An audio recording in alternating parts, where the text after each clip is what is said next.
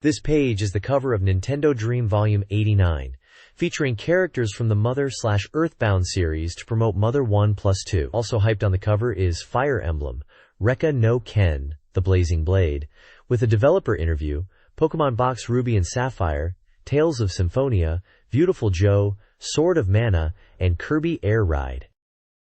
This page is an advertisement for Zoids Saga 2i on Game Boy Advance and Zoids Versus on Nintendo GameCube. The Zoids Saga 2i ad highlights the game's original story, the appearance of over 140 Zoids, including Gojilas, Giga, and Blocks types. Customization options are emphasized, allowing for weapon and color changes, with over 5 million possible combinations. The ad also mentions enhanced deck command and battle systems, and the ability to customize communication battles. The Zoids Versus ad focuses on piloting Zoids in 3D action battles, and features a mission mode based on the TV anime Zebek, as well as a Zoids battle mode. The next page is an advert for Nintendo Dream Magazine. The next issue, Volume 90, promises a demo disc for Rune 2, The Secret of Colton's Key for the GameCube, exclusively for Nintendo Dream readers. The demo includes rare content, such as the Unseen Angel Liz, a must-see opening movie, and a special service price of 390 yen. The text urges readers to mark their calendars for May 6th, because the magazine will sell out fast, and suggests that readers who read the magazine in bookstores are lucky and can reserve their copy of the next issue on the spot. The page highlights a screenshot of the game. The text mentions that it will be fully playable, and reveals that more details can be found on page 58. This page is an advert for Naruto Gekitu Ninja Taisen for the Nintendo GameCube and Naruto Ninja Council for the Game Boy Advance, emphasizing the action and ninja battles in both games. The GameCube title is highlighted with dynamic screenshots, character art of Naruto, Sasuke, Sakura, Kakashi, and Rock Lee, and descriptions of the game's modes and special features. It touts the exciting ninja arts and fighting system, as well as a pre-order bonus of a Naruto-themed drawstring bag. The Game Boy Advance title is similarly showcased with gameplay images, featuring the unique special moves and characters, promising a portable Naruto experience. The next page is an advertisement for the Rune 2 magazine, which includes a cover, trial version strategy, interviews, and stickers. The ad shows a scantily clad, angel-like character with a card, and highlights the price of 390 yen, tax included. It's a full package of Rune content, presumably related to the game. The next page showcases Gift Pia, a life simulation RPG for the Nintendo GameCube. The advert is styled with quirky, handwritten style text and features screenshots of the game, focusing on the unique art style and characters. The copy emphasizes the game's oddball humor and lighthearted nature, promising a bizarre and enjoyable experience. It notes a release date of April 25, 2003, and a retail price of 5,800 yen. A special pre-order bonus includes a flower strap. The game supports one player and requires a Nintendo GameCube memory card. This page is the contents page of Nintendo Dream Volume 89, dated the 21st of May 2003. It lists the features and articles in the magazine. The cover story is Mother 1+2. Other notable articles include Faye, The Blazing Blade, with a developer interview, Pokemon Box Ruby and Sapphire, Tales of Symphonia, and Fire Emblem, The Blazing Blade. There's also content on Rune 2, The Secret of Colton's Key, Kirby Air Ride, Zero GC, Gift Pia, Beautiful Joe, Dragon Quest Monsters Caravan Heart, PN.03, and Harvest Moon, Friends of Mineral Town. The page also features sections for Game Boy Advance titles, including Amazing King Advance, Aladdin, RPG Tsukuru Advance, Castlevania, Aria of Sorrow, Sword of Mana, The Legend of Zelda, A Link to the Past and Four Swords, and Rockman 02. Regular features listed are Nintendo Questionnaire Box, Mainichi Shimbun Turbo, Mario Core, Doriteku's Sanctuary, Animal Crossing Plus Village Festival, Trancel Seed Pokemon Hall, Capcom Mania, Sega Soul, GC New Software Catalog, Nindori Headline and Ranking, GC and GBA Software Release Schedule, Readers Present, and others covering various aspects of Nintendo games and the gaming community. The address and company information for the magazine are listed at the top right. This page is a full-page advertisement for The Legend of Zelda, A Link to the Past and Four Swords, Game Boy Advance Game Guide from Nintendo Dream. It boasts a wide map and thorough strategies for both games included in the release, and includes a poster and an item checklist. The guide costs 760 yen.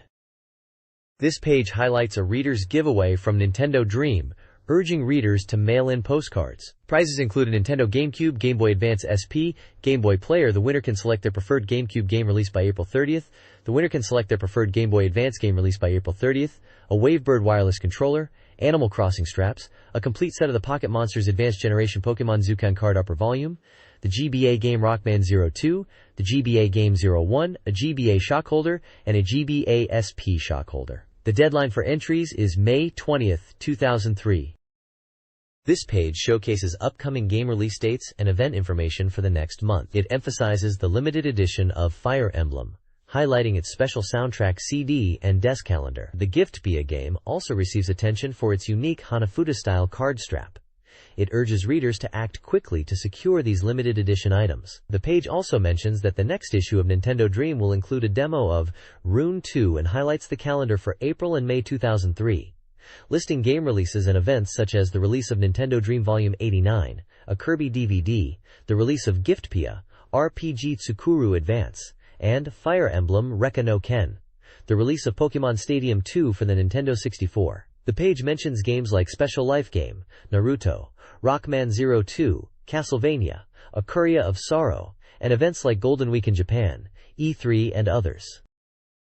This page reveals the Nintendo Top 20 Sales Chart, covering March 24th to April 6th. Dragon Quest Monsters, Caravan Heart, for the Game Boy Advance leads the chart, followed by Wario World and Soul Calibur 2. The expected new games chart features Animal Crossing 2, tentative, Kirby Air Ride, tentative, and Mario Kart GC, tentative. The page mentions that PN.03 ranked 13th, with 12,000 units sold. The reviewer thinks this number is not enough for Capcom, as they are pushing GC titles. Additionally, there is a section about desired magazine extras, listing things such as Zelda character straps, large posters, a memory card case, and the possibility of a GBA LCD cleaner strap.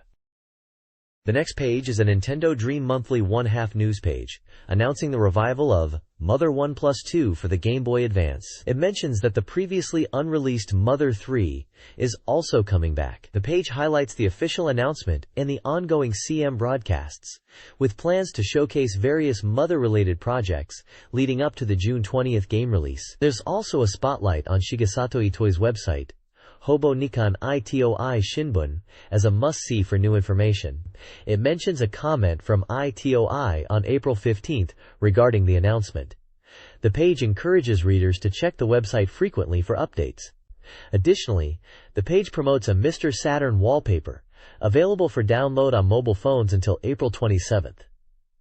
Instructions for accessing the download are provided for iMode, EZ Web, and Jensky. The page also teases a sneak peek at Mother 3 and includes screenshots from Mother 1 and Mother 2 on the Game Boy Advance.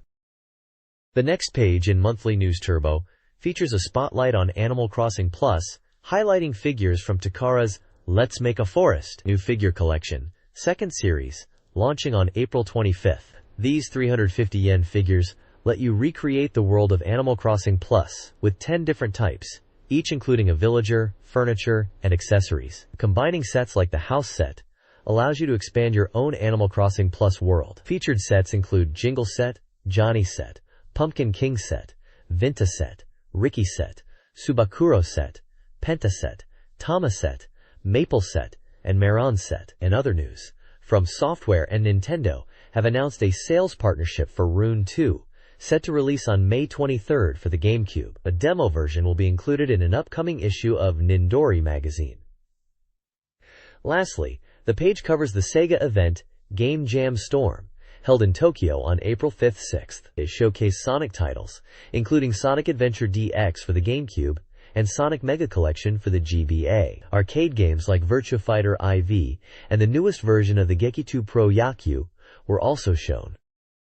The next page highlights the upcoming GameCube release of Giftpia, and every copy will come with a Hanufta card strap. The page details radio programs broadcasting Giftpia-related content on TBS Radio, CBC Radio, and MBS Radio, each with its own specific time and broadcast region. There's also an announcement about the anime Hoshi no Kirby, known as Kirby, right back at Ya. In English, with popular episodes being released on budget-priced video and DVD. This release includes episodes 13, Forgetful Fireworks, and 49, D-Deed's Monster Mania. A topics section discusses Capcom's stance that there will be no changes to the core direction for the Biohazard Resident Evil series. The page quotes Capcom denying the reports. Finally, Dream's Eye discusses the Biohazard Resident Evil series for the GameCube, including its exclusive declaration. The article mentions there are 4 titles, including 2 versions of ported games released so far, with 2 more titles planned for release. On the lower left is a preview of the Kirby. Right back at Ya anime, highlighting upcoming episodes. Episode 79, Bonkers is Coming, will air on April 26th, and episode 80, The Fountain of Dreams, will air on May 3rd. This page features a monthly news section called Turbo, focusing on 2 recommended Game Boy Advance games from Mario Club, Mega Man 02 and Fire Emblem, The Blazing Blade. Mega Man 02 is described as a challenging action game, with diverse character expressions, stage designs, and boss battles. It includes a 2-player play mode and a codename system based on 6 evaluation criteria. Fire Emblem. The Blazing Blade is a simulation RPG, where the player can act as a strategist. The game offers an extra mode with artwork and BGM appreciation. A section titled, What is Mario Club? Describes it as an organization within Nintendo that evaluates games before recommending them to retailers. Also on the page are listed some goods: Shock Guard Advance, to protect the GBA, and GBA-SP. The Shock Guard Advance is being released in 2 types. A news blurb mentions that Square Enix has decided on its new logo, and the first Nintendo hardware to feature it will be the GBA title, Shin Yakusei Seiken Densetsu, Sword of Mana. A small news section covers Nintendo's downward revision of its earnings forecast for the fiscal year ending March 2003 due to lower than expected GameCube sales, despite achieving a high level of wage increases. The News Dream section features Link from The Legend of Zelda in a comedic strip, showcasing imaginary secret weapons with humorous commentary. This page is a full-page advertisement for Mother 1+2 on the Game Boy Advance. Its tagline is, Mother is Backed. It highlights the release date of June 20th, retailing at 4,800 yen. It is the long-awaited return of Mother 1+2 on the GBA. The next page revisits the world of Mother, with the tagline, Our Mother is Back. It features a quote from series creator Shigesato Itoi, where he discusses the joy of creating the games, comparing it to a band performing. He hopes players will enjoy it, and wonders if modern gamers might find the old style unconventional, also stating how happy he is with the release of Mother 1+2 to fans. The page highlights the GBA versions of Mother 1+2, promising a review of the system and story, and mentions a column and interview dedicated to Mother and its era, which will be on page 18. There's also a section about the cancelled N64 version of Mother 3, which has been revived and is now in production for the GBA. The N64 version was showcased at Space World 99, but the revival is welcome news to fans who mourned its cancellation. Whether it will retain the same settings as the N64 version or be something entirely different is currently unknown. Saturn character shown here, who has important info to share. The next page delves into Mother 1+2 for the Game Boy Advance, focusing on characters and gameplay. It highlights the game's setting in a rural American town in 1988, where a group of 12-year-olds tackle mysterious events. The page introduces the main character, a 12-year-old boy with psychic abilities, reminiscent of Wholeness from Earthbound. His name is not preset, but chosen at the start of the game. Other characters include a girl with powerful psychic abilities who may be searching for her missing mother, and Lloyd, a mechanically inclined character who aids the protagonist with his knowledge. The character Teddy is also featured, a tough-looking character who is difficult to recruit but proves to be a valuable asset in battle. The text mentions that the GBA version retains the look of the Famicom original, with its angled perspective and simple yet unique world. It also shows the command options available, such as talk, check, psi, and goods, as well as the digital battle status display. The next page introduces the world of Earthbound, known in Japan as Mother-2, set in a fictionalized version of America in the 1990s, where a group of kids embark on an adventure to save the world. Focusing on wholeness, a brave 12-year-old boy living in one Met, a peaceful town in Eagleland. The story kicks off when a meteorite crashes near his home, leading him to discover his destiny. The page highlights his role as a playable character in Super Smash Bros., bringing more attention to the game. It also introduces Paula, a kind-hearted girl with telepathic abilities, who is a strong ally in battle, and Jeff, a smart boy skilled in mechanics, and Pooh, a unique prince with a distinctive look, hints that this character will be a popular addition to the team. The page shows screenshots of battles, including the signature rolling HP meter, and encounters with enemies like Starman. It notes that the character sprites are bigger and more colorful than in the original. The page details the 6 command options in battle, expanded from the original game to include commands like Equip. The next page focuses on the Mother series, reflecting on its past. It opens with a blurb encouraging readers to revisit the series, now available as a combo pack on the Game Boy Advance. The page covers the origins of the first Mother game, highlighting that the creator, Shigesato Itoi, was known as a copywriter and big fan of the Famicom game, Famista. Itoi pitched Mother to Nintendo, initially facing a lukewarm response from Miyamoto. It then explores the story behind the title Mother, explaining Itoi's intention to create something that reflected the nurturing aspects of motherhood. The page touches on the soundtrack of the first game, recorded in London with contributions from Hirokazu Tanaka and Keiichi Suzuki. It mentions the CD release, featuring vocals and its unique design. The next page is all about the Mother series, reminiscing about the games. It starts with a section about how Mother 2 took 5 years to develop, starting with Mother 1. The president, Iwata, at the time, said his hobby was programming, and was able to solve the issues they faced during development. A section dives into the appeal of the Mother series, specifically the writing.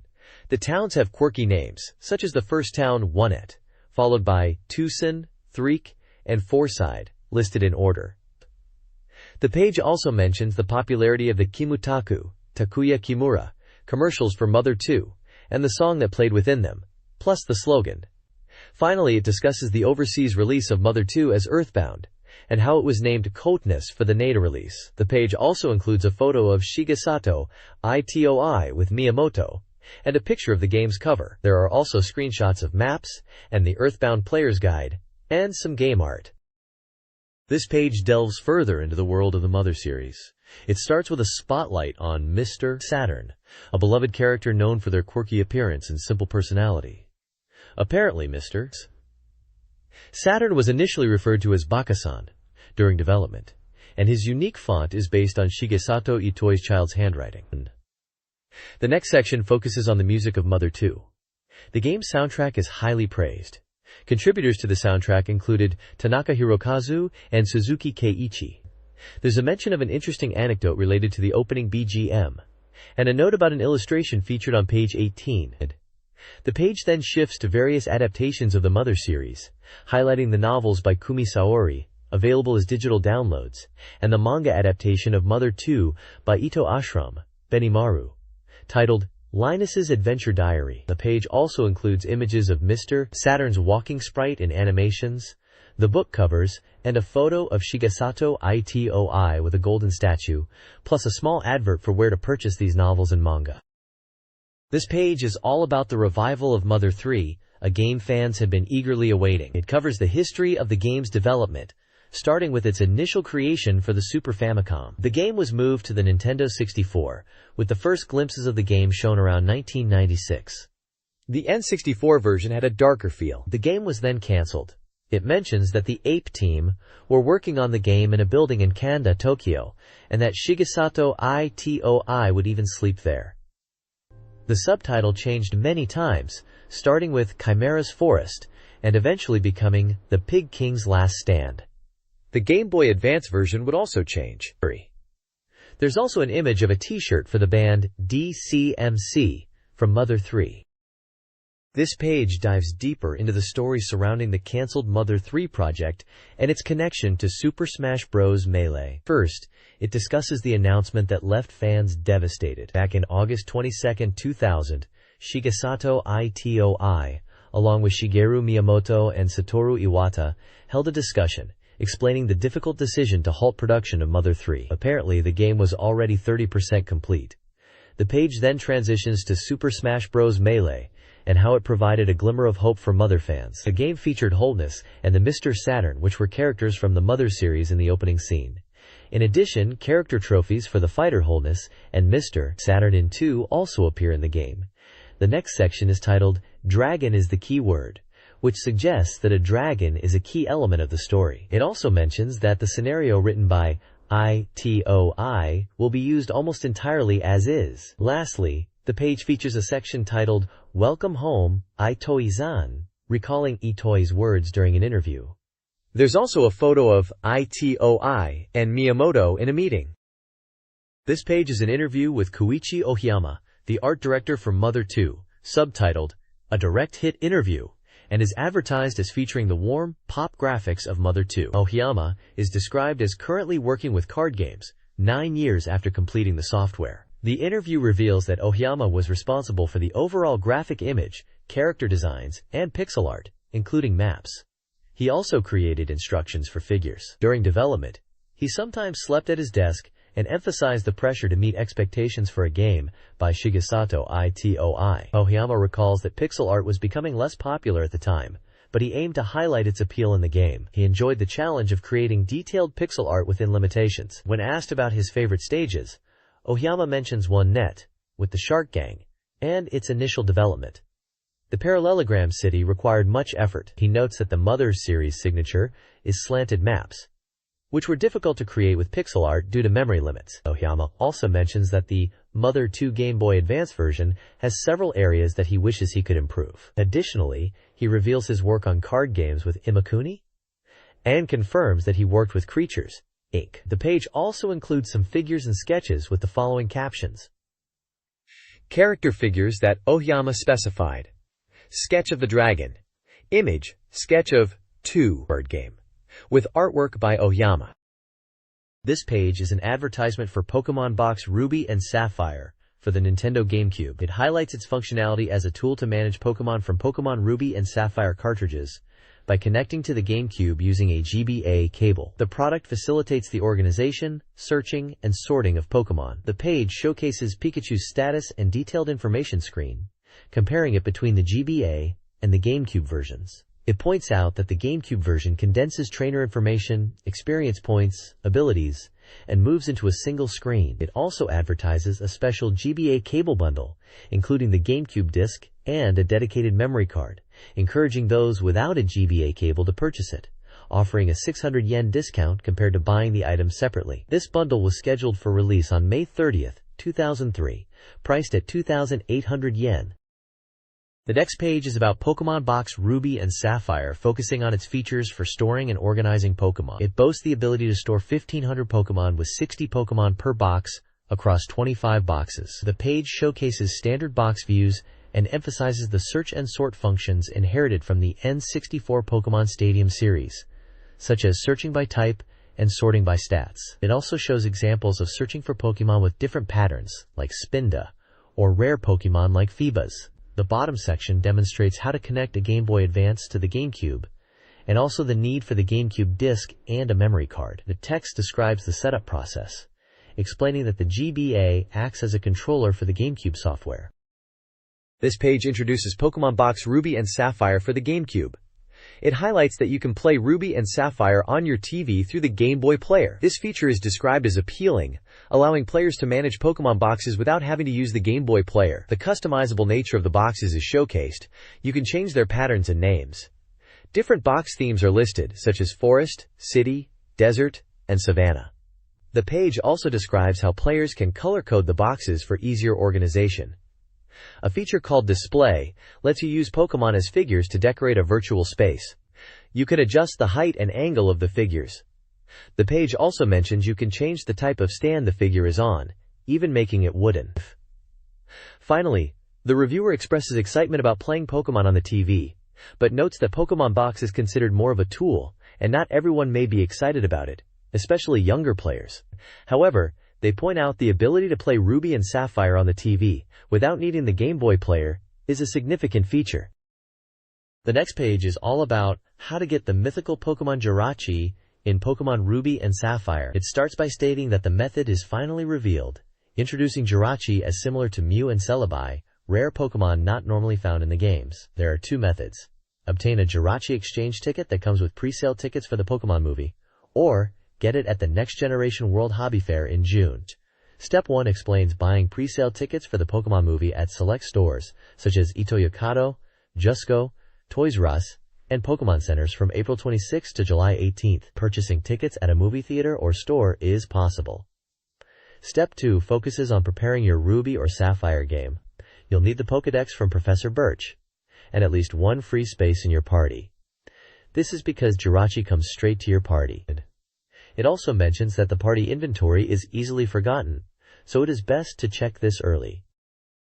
This page continues the guide on obtaining Jirachi in Pokemon Ruby and Sapphire. Step 3 outlines where to redeem the Jirachi exchange ticket between June 21st and July 31st.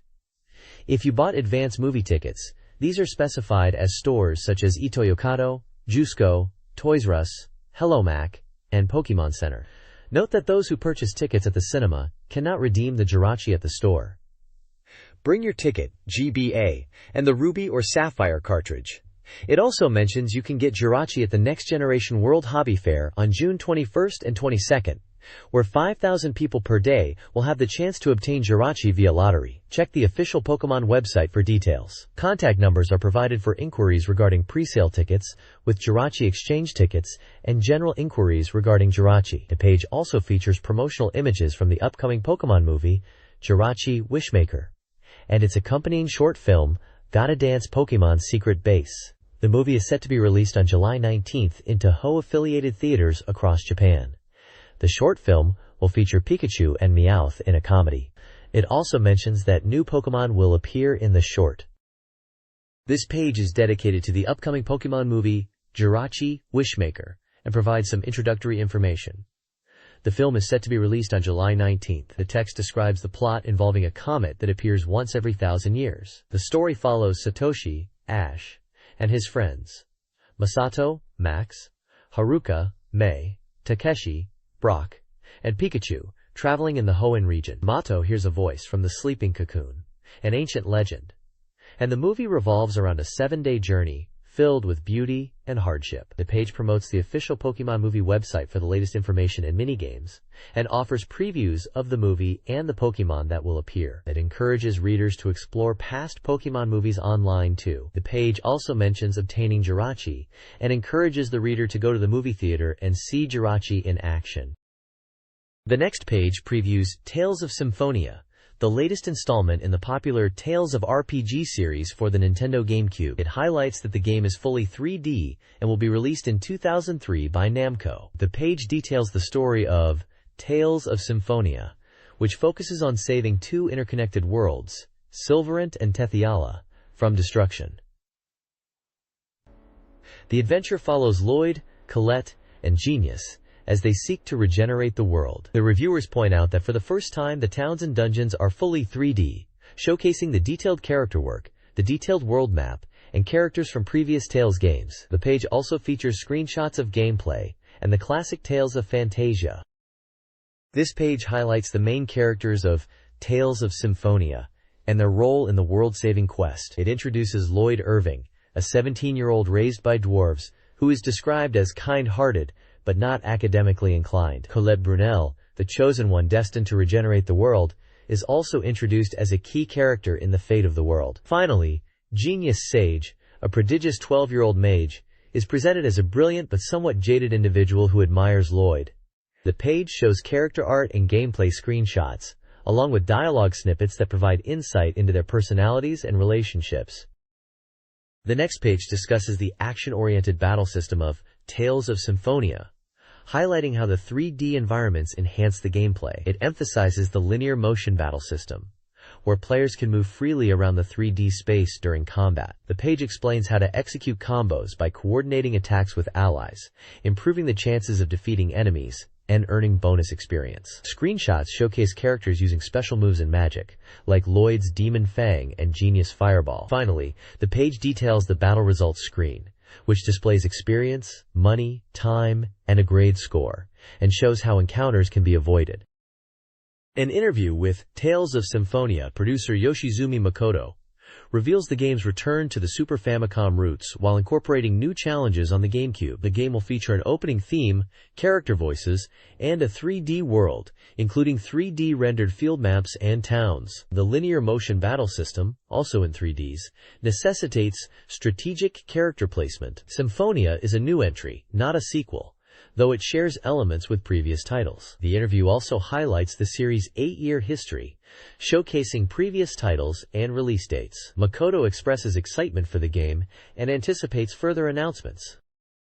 This page focuses on the Game Boy Advance remake of Seiken Densetsu, translated as Final Fantasy Adventure or Mystic Quest in the West, and known as Sword of Mana for this remake. The page emphasizes the weight of players' memories associated with the original game. It includes screenshots of the original Game Boy game, highlighting its monochrome graphics and classic gameplay. The article also mentions the concerns that fans have about the remake changing the game of memories. A message from Koichi Ishii, the creator of the series, reassures fans that the remake does not erase the original and expresses his hope that players will enjoy it as a new installment. The page also includes a hand-drawn illustration by Ishii and a profile of him, detailing his work on the Final Fantasy series and the Seiken Densetsu games. The page details the GBA version, including the title, the developer Square Enix, a summer release date, it being an action RPG for 12 players, and compatibility with the GBA communications cable for multiplayer. The next page is dedicated to Sword of Mana for the Game Boy Advance, focusing on the character Shadow Knight. It presents him as the fated enemy and the masked prince. The page details his story, revealing him as the son of the founder of the Grand's Kingdom. He despises mana and persecutes those who wield its power, ruling with immense political influence to create an ideal nation. There are screenshots of in-game scenes where Shadow Knight is featured. One scene shows him ordering the capture of heretics, while another depicts him in a throne room, stating that the Empire's fall to evil is due to mana's power. A third screenshot shows a confrontation with the hero, who claims that Shadow Knight killed his parents 5 years prior, establishing him as a primary antagonist.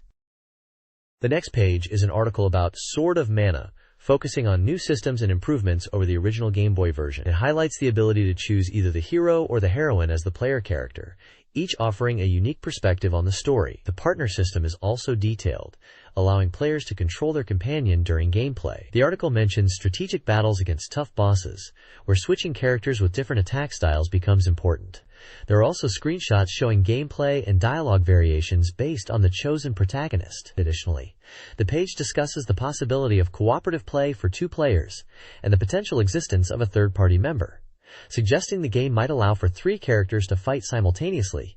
This is further emphasized as the greatest aspect, since the Game Boy version only allowed for a max of 2 players. The next page details the ring command system, adopted from Secret of Mana, Seiken Densetsu 2, on the Super Famicom, allowing players to access items, weapons, and parameters through a rotating menu, seamlessly integrated into the game screen. This is considered a user-friendly method to access these features in real time. The page also features the wandering merchant, Nikita, a recurring character in the series, who sets up shop in various locations, including dungeons, selling items, and offering assistance to players. An editor shares their initial experiences with Sword of Mana, Shinyaku Seiken Densetsu, noting the challenging battles, especially against the Jackal boss, and praising the game's improved controls and ring command system. They also note that the Jackal is larger and more ferocious than in the original Game Boy version. Finally, there is a call for fan submissions, encouraging players to share their thoughts, messages, and opinions about the Mana series with the development team. This page is about Kirby Air Ride for the Nintendo GameCube. It highlights that the game is an action racing title that surprisingly uses only one button, the A button, alongside the control stick. The player controls Kirby on a warp star, which automatically accelerates, and the A button is used for pushing, which acts as a brake and charges energy for a dash. The direction of movement is controlled with the control stick. Screenshots show gameplay scenarios, including courses and cornering techniques, explaining how pushing a button at the right time allows for sharp turns, and how releasing it unleashes a charged dash. The next page focuses on Kirby's copy abilities in Kirby Air Ride, emphasizing that these abilities are still present in the racing game. By inhaling enemies on the courses, Kirby can copy their powers, activated with a single button. The page features screenshots of Kirby using abilities like Sword and Fire, showcasing dynamic actions. It also mentions that enemies with copy abilities appear on the courses, indicated by a mark above their heads. A section details the 4-player battle mode, highlighting that players can use warp stars and compete in races, and different modes are available. Warp stars come in different types that change the speed and abilities of the player. The article notes that warp stars can also drop star shimmers that can be picked up by other players for a speed boost. The page ends with a section on using copy abilities and items to hinder opponents in races. Screenshots show different players in a split-screen mode using various abilities. The page describes the game as having various types of courses where players can use items to trip up their rivals. This page is an advert for Zero GC, powered by GameCube, highlighting the game's high-speed racing and boost capabilities. It mentions achieving speeds of over 2,000 kilometers per hour using acceleration devices and boosts. It features the Blue Falcon craft, accompanied by Captain Falcon. The page explains how to use acceleration devices, like dash plates, and boosters to gain an edge in races. Dash plates provide a temporary speed boost without consuming energy, while boosters are available from the second lap onwards, using energy with each use. The page also notes that acceleration varies between machines.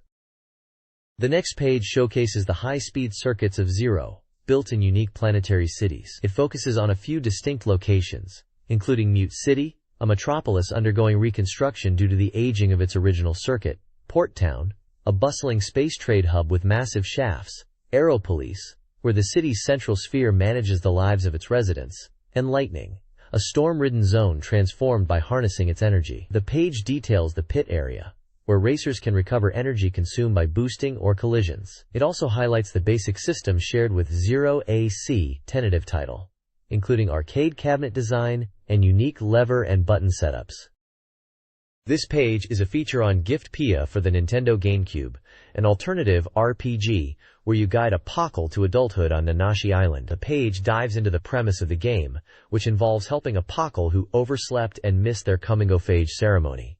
This mishap results in the Pockle being punished. The page highlights the need to earn 5 million inches main to cover the costs of a redo ceremony, with the Pockle undertaking volunteer work to achieve this goal. The page also showcases a character named Mayor Meyer, the mayor of Nanashi Island, who is busy collecting taxes. It mentions that the first edition of Gift-Pia includes a Hanafuda card strap as a bonus.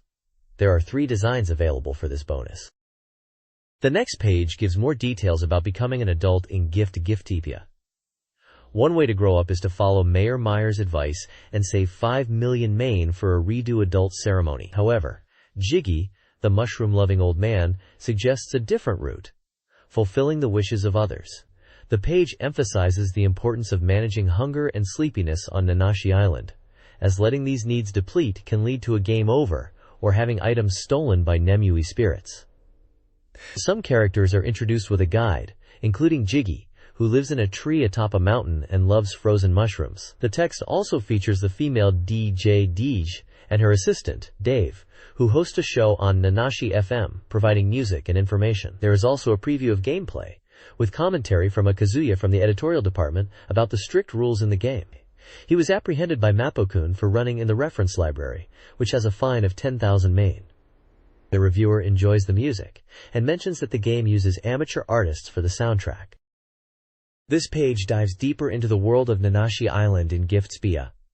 It highlights different areas, activities, and characters you'll encounter. The page describes Nanashi Island as a relaxing place, with diverse weather and beautiful scenery. You can explore iconic locations like Komoran Mountain, which is often shrouded in mist, and appreciate the island's unique atmosphere. Players can forage natural ingredients like bananas and mushrooms to prevent hunger from leading to a game over. The page introduces fishing as a key activity, with different spots like fountains and ponds offering unique catches. The page also introduces Fisher King, a fisherman that lives in a tent on the island and who teaches Jiggy how to catch fish. The page offers tips on how to progress in Gift Pia, focusing on saving up Maine to develop the town.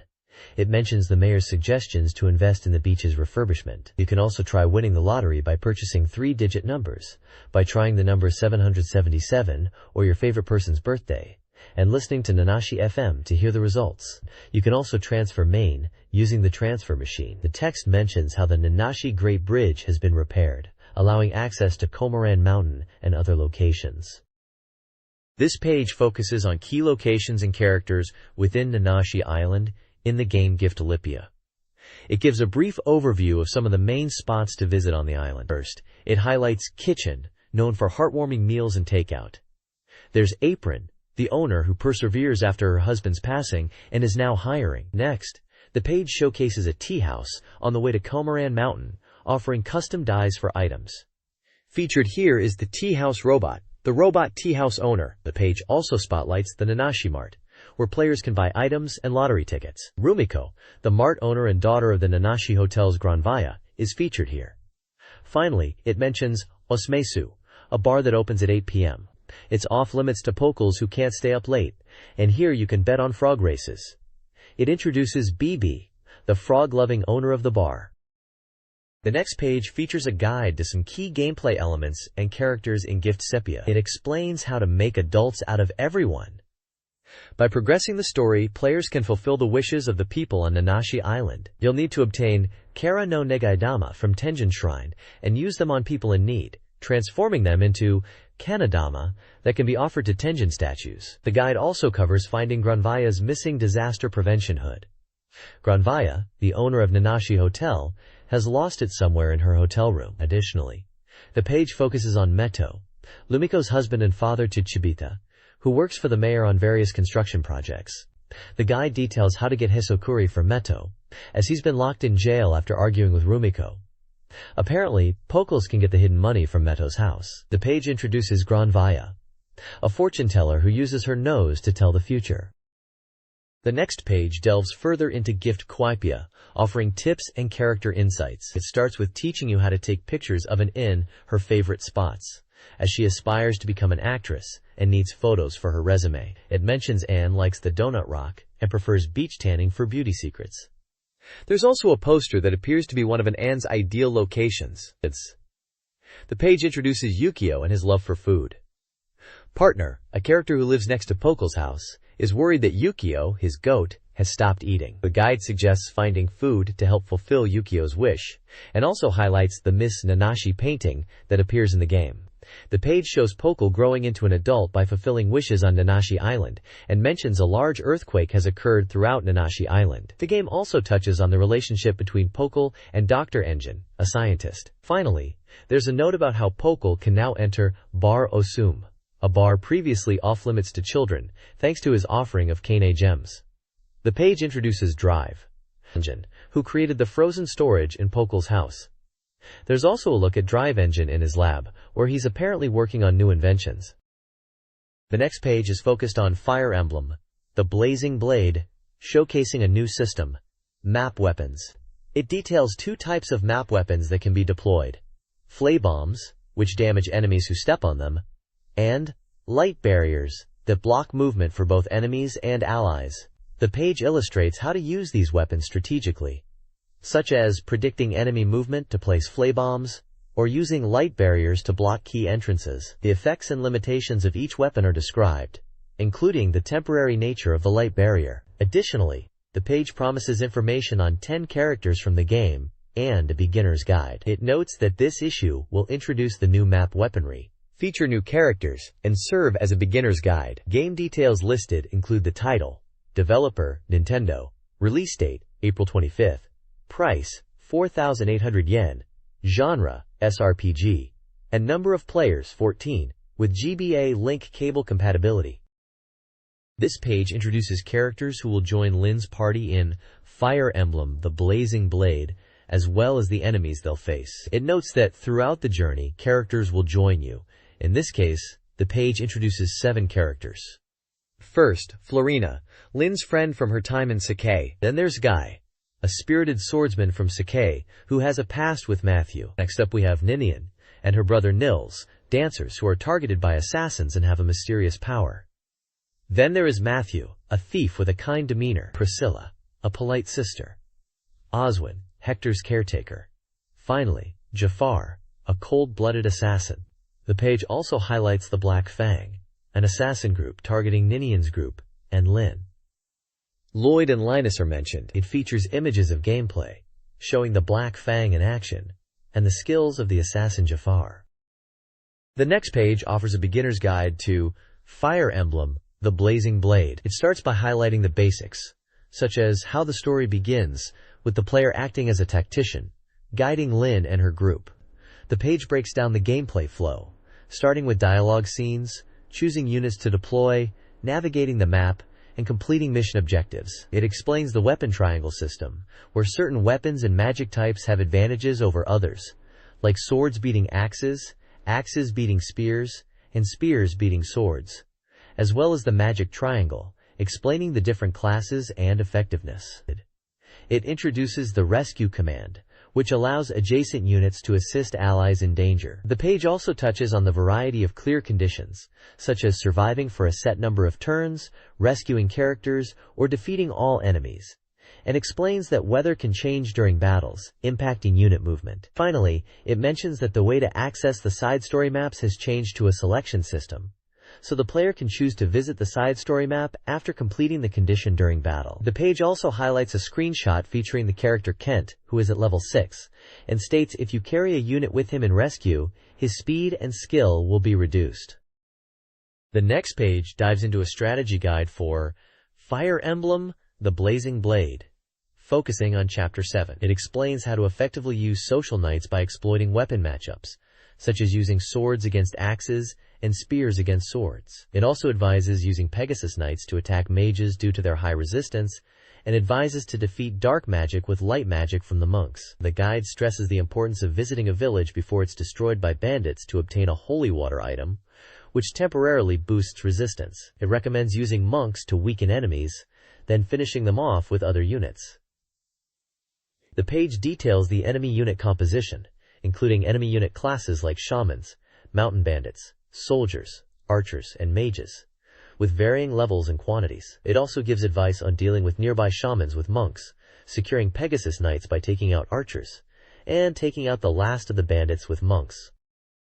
This page features an overview of various unit classes in Fire Emblem, the Blazing Blade. It introduces classes like Lord, Lyn, Eliwood, Social Knight, Kane, Kent, Archer, Will, Rebecca, Pegasus Knight, Florina, Fighter, Dorcas, Sister, Sarah, Mage, Urk, Monk, Lucius, and Thief, Matthew. The Lord class is unique, being the only class that can seize castles and bases, but game over if fallen. Social Knights are skilled horsemen who can use both swords and lances. Archers attack from a distance with bows, while Pegasus Knights soar through the sky with lances. Fighters are powerful axe users. Sisters heal allies with staves. Mages harness elemental magic, and monks use light magic to attack. Thieves can steal items from enemies and open doors and chests. The page highlights the strengths and weaknesses of each class, and also their class change options. For example, Pegasus Knights are vulnerable to archers, and mages have low HP and defense.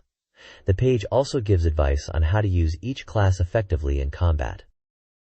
This page delves deeper into unit classes in Fire Emblem, the Blazing Blade. It presents the Bard, Nils Ninian, a class that supports allies with music and dance, allowing them to act again. The Nomad, Ras, is a horse-riding archer from the eastern grasslands who can use swords after class change. The Swordmaster, Guy, is an expert swordsman with high skill and speed, enabling critical hits. The Berserker, Hawkeye, is a powerful axe-wielding warrior with balanced stats but lower critical hit rates than typical berserkers. The Armor Knight, Oswin, is a heavily armored unit with high defense but low movement.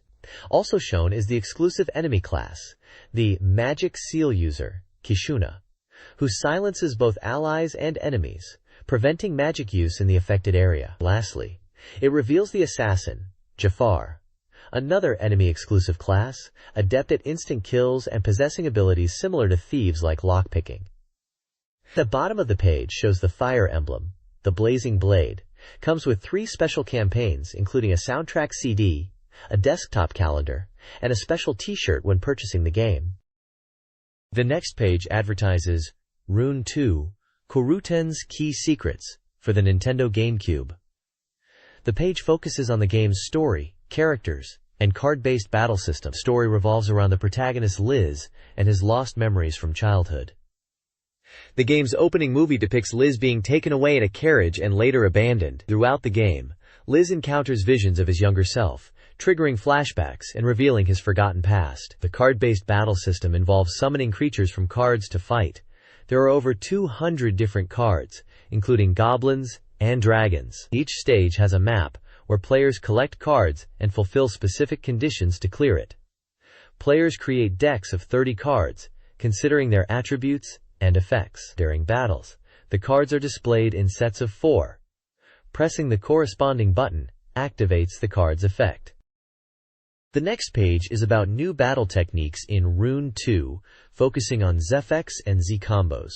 It explains that Zefx enhance card abilities by pressing the Z button. This can boost attack power for weapon, summon, and autonomous types, or increase HP for support and transformation types. Using a card with Zefx consumes twice the MP, but allows defeating enemies with fewer attacks. The page also describes Z combos, which are combinations of cards that unleash powerful techniques. Players can discover combos with the help of fairies, or through experimentation. The page also discusses the importance of familiarity, which affects MP consumption. Higher familiarity reduces MP costs, while using cards with lower familiarity increases it. It shows screenshots of battles, card stats, and deck building, explaining how to execute Zefx and combos effectively. The next page is a walkthrough for areas in the game Rune 2, covering 7 maps from the starting area to Colton. The game begins in Brew, progressing through locations like Cadiz Town and Colton Fort to the key production facility. It showcases various locations, including key gathering points at Cadiz Town, where players can collect information and utilize shops. There are tips on card collecting and deck building, which is essential for enhancing abilities. Players will visit the Haunted Noble's Mansion, where they will fight creatures to escape. In Brew, the second visit involves machine combat with Colton soldiers and the assistance of an NPC, Soul.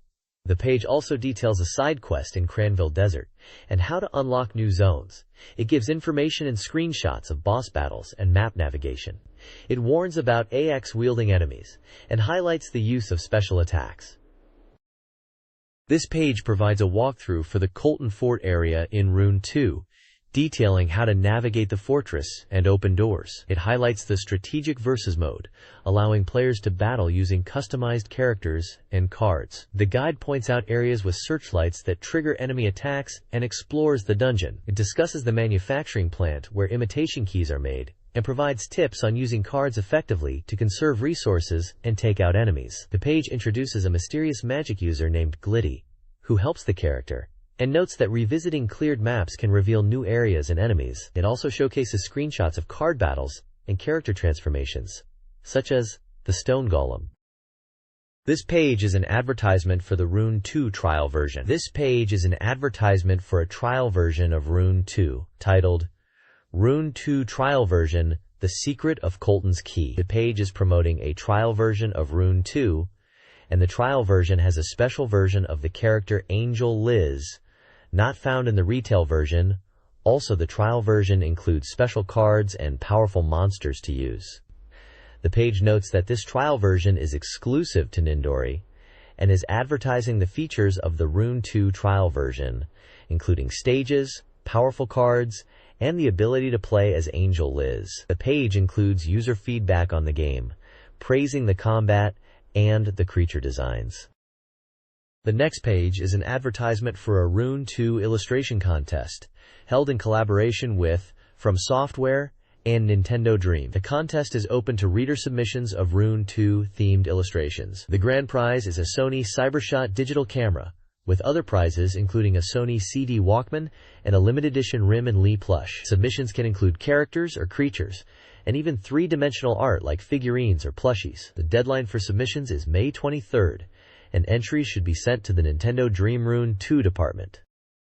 This page features Beautiful Joe, a Nintendo GameCube game, advertising it as an editor's choice anticipated act game in the VFX action genre. It's a single-player game set to release on June 12th for 6,800 yen. The content describes how the game allows players to create cool action scenes. Joe is in the forefront of a spooky manner. The text on the right reads, "A hero is a thing of splendor." The next page focuses on Beautiful Joe and his VFX power abilities. It highlights two key abilities, Mach Speed and Zoom. Mach Speed allows Joe to move at incredible speeds to defeat enemies and escape dangerous situations.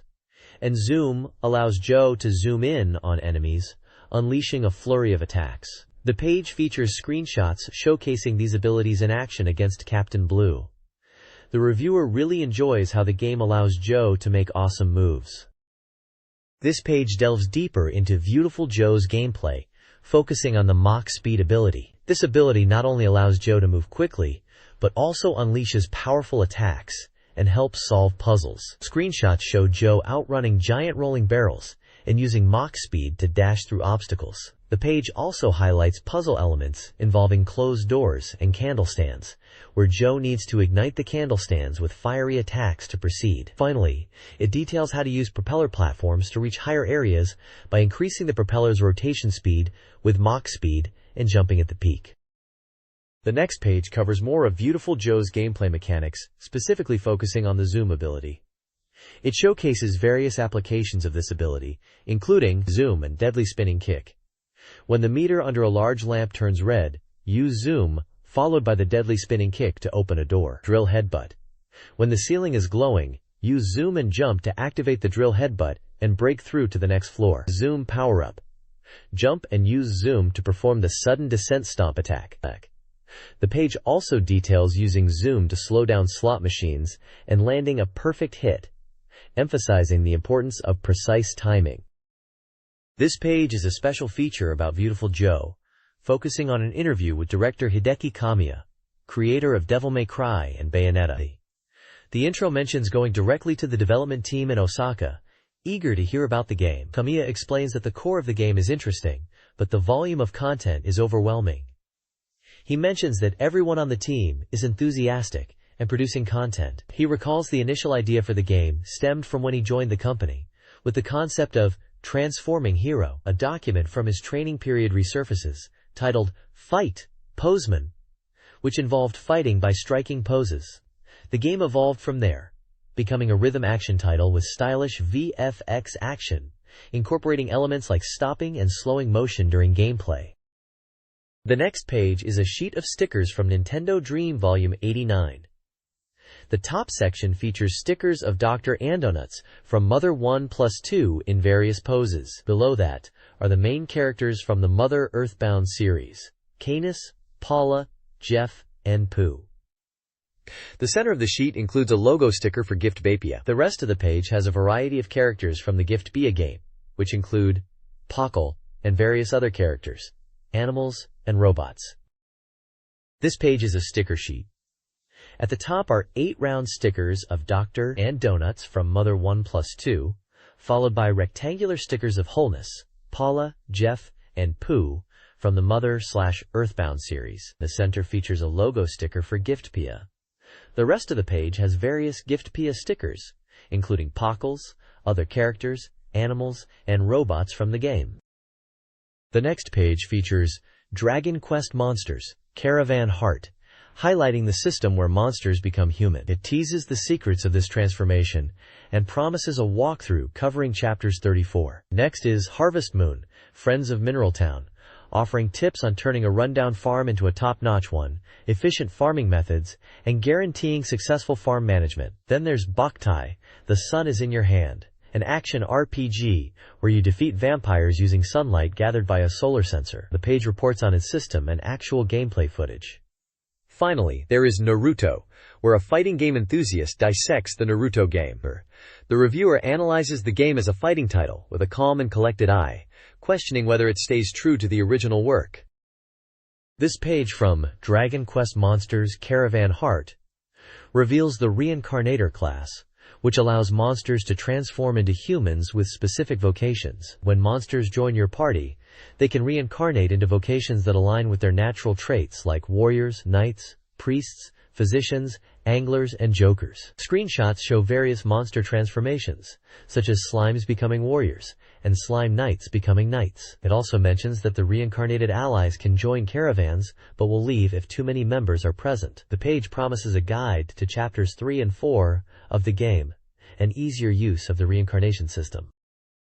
The next page focuses on monster metamorphoses in Dragon Quest Monsters Caravan Heart, detailing two types: special metamorphoses and rank metamorphoses. Special metamorphoses hinges on combining specific monster types and hearts, leading to unique transformations. Rank metamorphoses depends on the base monster's lineage, the hearts you use, and the rank.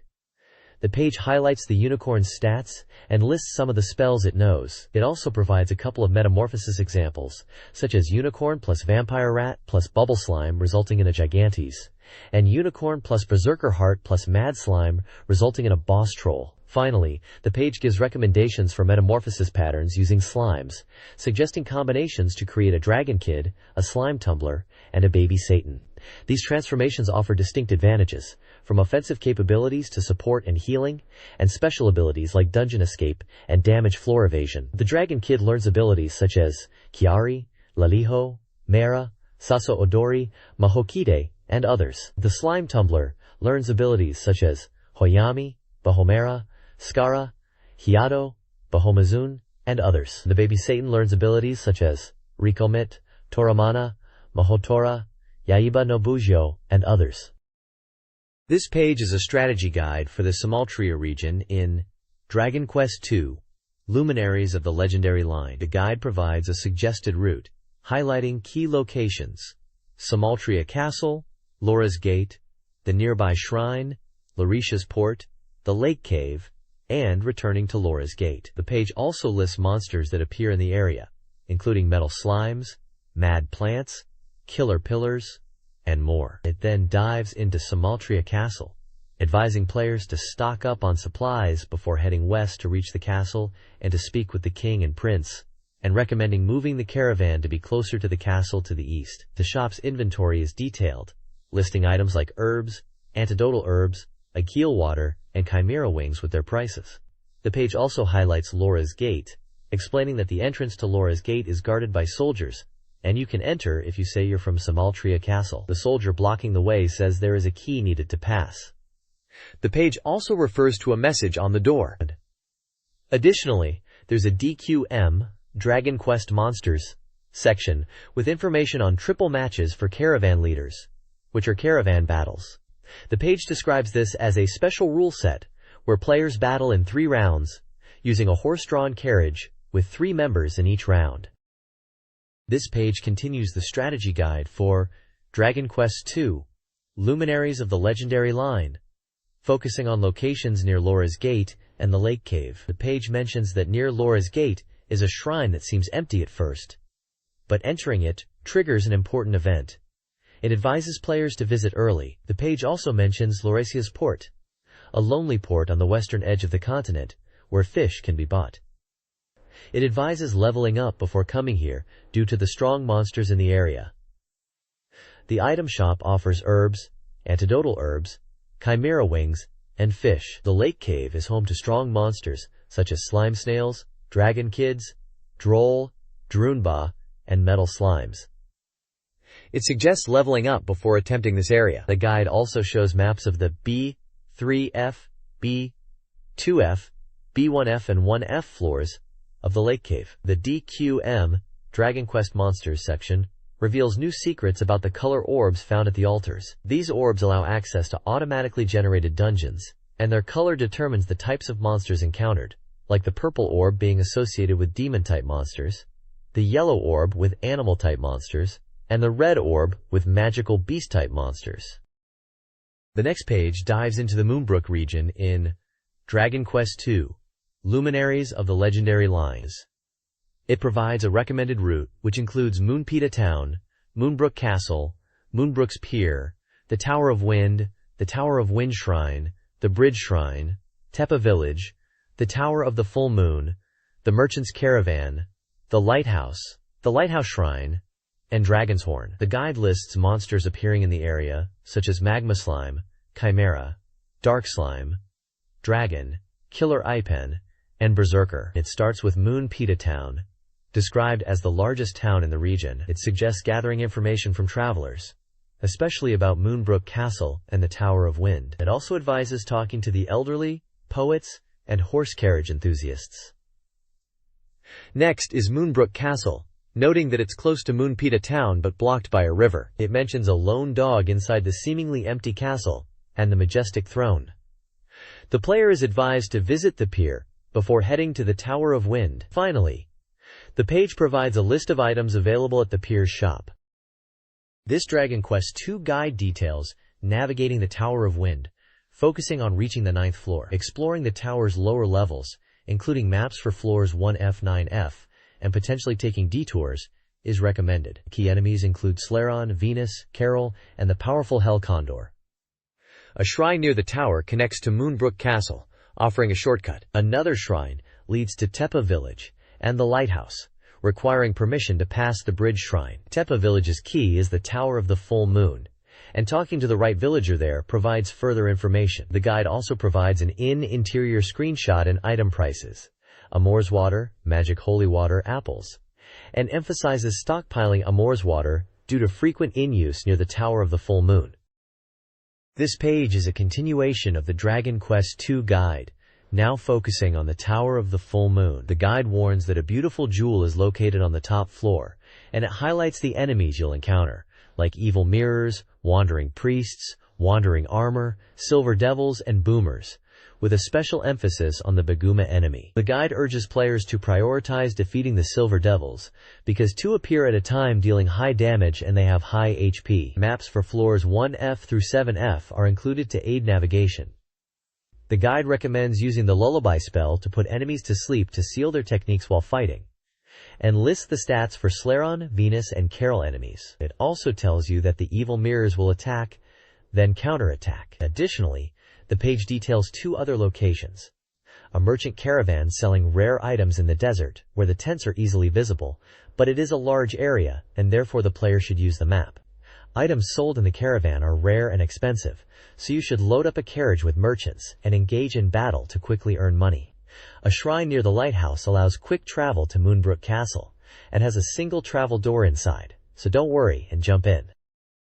The next page features maps and tips for the Great Lighthouse in Dragon Quest Monsters, Caravan Heart. It advises players to be prepared for a battle of endurance, as they'll encounter enemies like animal zombies, decayed corpses, knights of death, wandering armor, silver devils, bubble slimes, dark slimes, and 8 boomers. The guide specifically warns about bubble slimes and their poison attacks, recommending players carry antidotes or have a medic in their party. Maps are provided for floors 1F through 8F of the lighthouse. The page then transitions to the Dragon's Horn, south side, with maps for floors 1F through 4F. It mentions encountering Onion Masters, charging imps, dragons, gate guardians from hell, and 5 dragon riders. The guide notes that lullaby spells are less effective against Onion Masters who use Iora spells. Stats for Slaron, Venus, and Carol enemies are listed. Finally, there's a DQM inside scoop section about a slime-filled island, noting that it can only be accessed by those who have completed everything on the continent. It shows screenshots with slimes. The text also mentions that Natso monsters also appear here, and the island is shaped like a horizontal slime. The next page is a strategy guide for page N.03, product number 03, on the Nintendo GameCube. It focuses on Mission 69 and provides tactics for dealing with various enemy mechs. The page highlights different enemy types like Pilsum, Pilsup, Rank, and Iris. Each entry details the enemy's attack patterns and offers strategies for avoiding damage and defeating them. For example, it suggests sidestepping to dodge Pilsum's homing missiles and using a backwards jump against close-range plasma gun attacks by Pilsup. The guide recommends taking out Rank quickly with concentrated fire due to their low durability, and suggests prioritizing attacks on Iris as soon as they appear due to their high maneuverability. The game itself is described as a shooting action title for one player, requiring 5 blocks on a memory card. The game sold for 5,800 yen.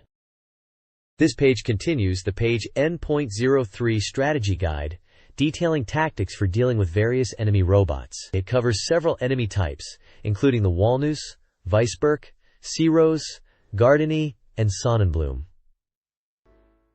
For the Walnuss, it advises attacking when stationary, but cautions against lasers and bombs. For the Weisberg, maintaining distance is key due to its widespreading lasers and powerful attacks. The Searose requires sidestepping when it opens up to fire energy blasts.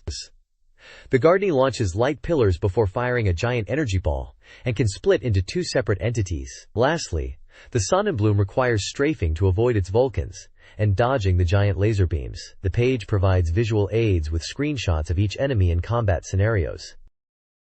The next page is a strategy guide for Mission 6 of page N.03, subtitled, Destroy the Giant Weapon Olheidi. It notes that recovery items are plentiful, making it relatively easy to clear, and suggests using a suit with high shot power, the Intera Blazer, and switching to Intera Fusion during the mission. The page then presents a chart detailing enemy and item placements in various rooms. Rooms 1, 4, 8, and 11 are free of enemies. Room 2 contains 9 enemies. Room 3 has 8 enemies and 2 energy gauges. Room 5 has 3 enemies, 1 full barrier recovery, 1 full energy recovery, and 1 of each barrier and energy recovery. Room 6 has 6 enemies and 1 energy gauge. Room 7 has 5 enemies and 1 energy gauge. Room 9 has 3 enemies and 1 energy gauge. Room 10 has 11 enemies and 1 energy gauge. Room 12 has 1 enemy. It then provides specific tips for certain rooms. In Room 5/12, players should be cautious of laser traps and use the energy drive to destroy enemies quickly, as the front door is sealed. In Room 7/12, a branching point, it's recommended to visit the shop ahead and change suits to Intera Fusion for a more advantageous boss battle. In Room 12/12, the battle with Olheidi, players should rotate and shoot at the boss, avoiding contact with the white rails it moves on, and dodging the red homing lasers by jumping. This page continues the strategy guide for page N.03, covering Mission 7. It highlights the new Ultra suits, recommending the Blazer for its high shot attack power, and mentions the Tengu Pro energy drive, which grants temporary invincibility. The page includes an enemy and item placement chart for Mission 7.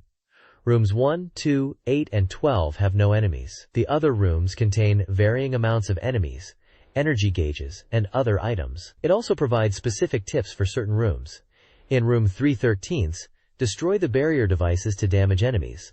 Room 4/13 advises collecting all the item boxes. Room 9/13 recommends using the energy drive to efficiently defeat enemies. Room 13/13 suggests dodging the giant laser with Tengu Pro and taking out the core at the center. The Harrier Pro energy drive is shown as well. This page continues the page N.03 strategy guide, now covering Mission 8, focusing on how to defeat the tough boss, the Raven Tsar. The guide suggests using the Ultra Blazer suit.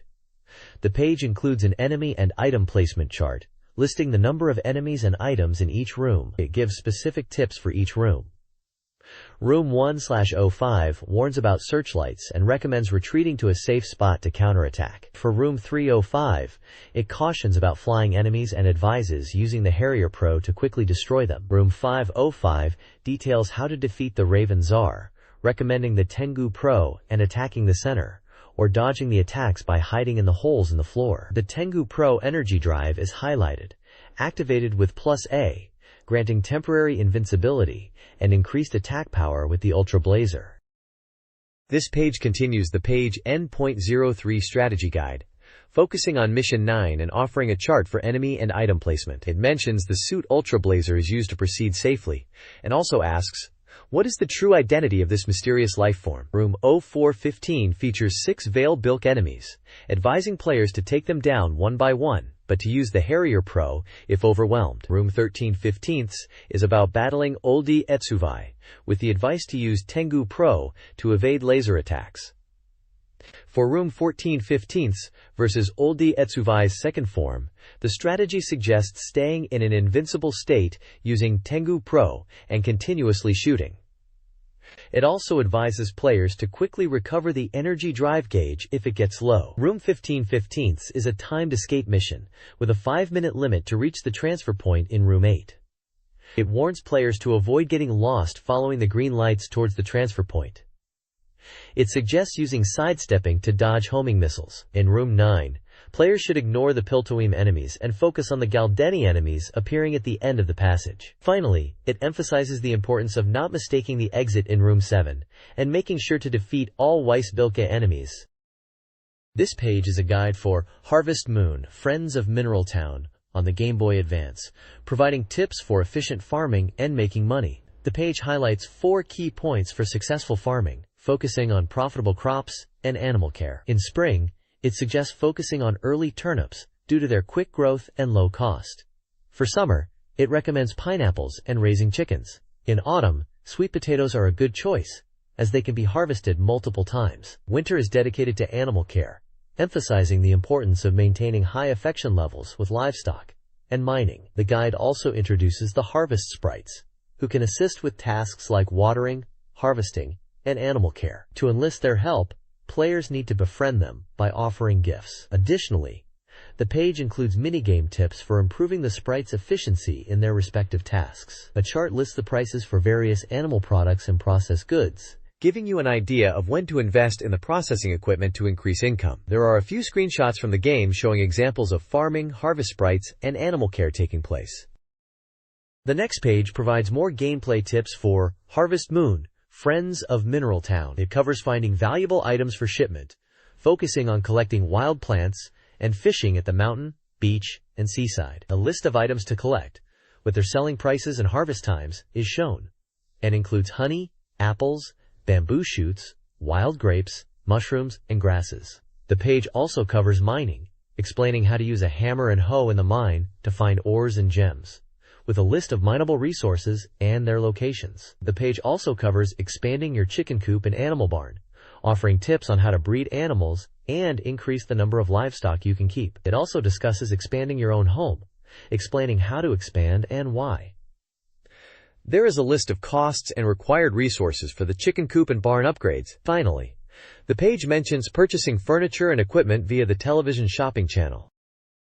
The next page offers helpful tips for enjoying life in Mineral Town in Harvest Moon, Friends of Mineral Town, guiding players to various shops and facilities. It highlights the importance of knowing store hours and holidays. The page introduces several key locations, including Aja Winery, Kai's Beach House, open only in summer, Saibara Blacksmith, the Woodcutter's House, the General Store, Dudley's Store, the Library, the Mineral Hospital, and Yodel Ranch, listing their opening hours and days off. The Yodel Ranch section focuses on raising cows and sheep, advising players to buy animals that are already pregnant. The General Store is described as stocking a range of items from food to everyday goods, including seasonal crop seeds and cooking ingredients, with the recommendation to buy a rucksack early on. The page includes lists of items sold at the Yodel Ranch, such as fodder, animal medicine, cows, sheep, and various types of seeds, and at the General Store, with items such as rucksacks, baskets, bread,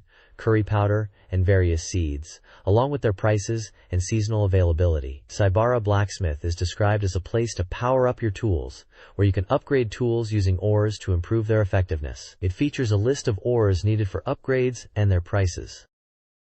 The next page dives into annual events and character relationships in Harvest Moon, Friends of Mineral Town. It encourages players to participate in town events to improve relationships and potentially win prizes. The page highlights the Chicken Festival, Cow Festival, and Sheep Festival, where players can showcase their animals. It notes that only sheared sheep cannot participate in the Sheep Festival. It also mentions the Winter Thanksgiving and Spring Thanksgiving, where players exchange gifts with the girls in town. Giving presents to villagers is advised to deepen friendships and romance, with wrapped items from Zaka Shop being especially appreciated. The page features images of Dr. Ran, and Mary, with captions showing their dialogue when receiving gifts they like. Gifting them presents on their birthday will grant bonus affection. A list of Mineral Town residents is provided, detailing their residences and preferred gifts. For example, Papuri lives at the poultry farm and likes regular eggs, apples, and brooches, while Mary resides in the library and enjoys blue grass, bamboo shoots, and grape juice. Other characters like Karen, Ellie, and numerous others are also listed with their respective preferences, covering various items from curry rice to wine and gemstones. A schedule of Mineral Town's annual events is also included, with dates, times, and locations for events such as the New Year's Moot, the Spring Thanksgiving, the Spring Horse Race, the Cooking Festival, the beach opening, and more. The schedule spans all seasons, providing players with a comprehensive guide to the town's happenings. This page is a special report on GameCube Powerful Pro Yaku 10 for the Nintendo GameCube. The new Pennant and My Life mode gets a major power-up, allowing players to experience a pro baseball career. The My Life mode allows players to buy houses and cars and negotiate contract renewals. You can create a player or use one developed in Success mode. It looks like you start in the minor leagues and work your way up. The game has a schedule management screen similar to Success mode. There are various character customization options, and you can decide your appeal points to influence your player's abilities. The reviewer points out that there are a lot of options here. The page features screenshots of gameplay, the character creation screen, the schedule screen, and the contract negotiation screen. The next page continues the special report on GameCube Powerful Pro Yaku 10. It highlights the enhanced success and arrange modes, with the success mode now featuring a storyline where you join a new pro baseball team. The arrange mode allows for complete team customization, including team names, logos, and uniforms. The page highlights the updated batting and fielding motions, with more realistic animations based on the game situation.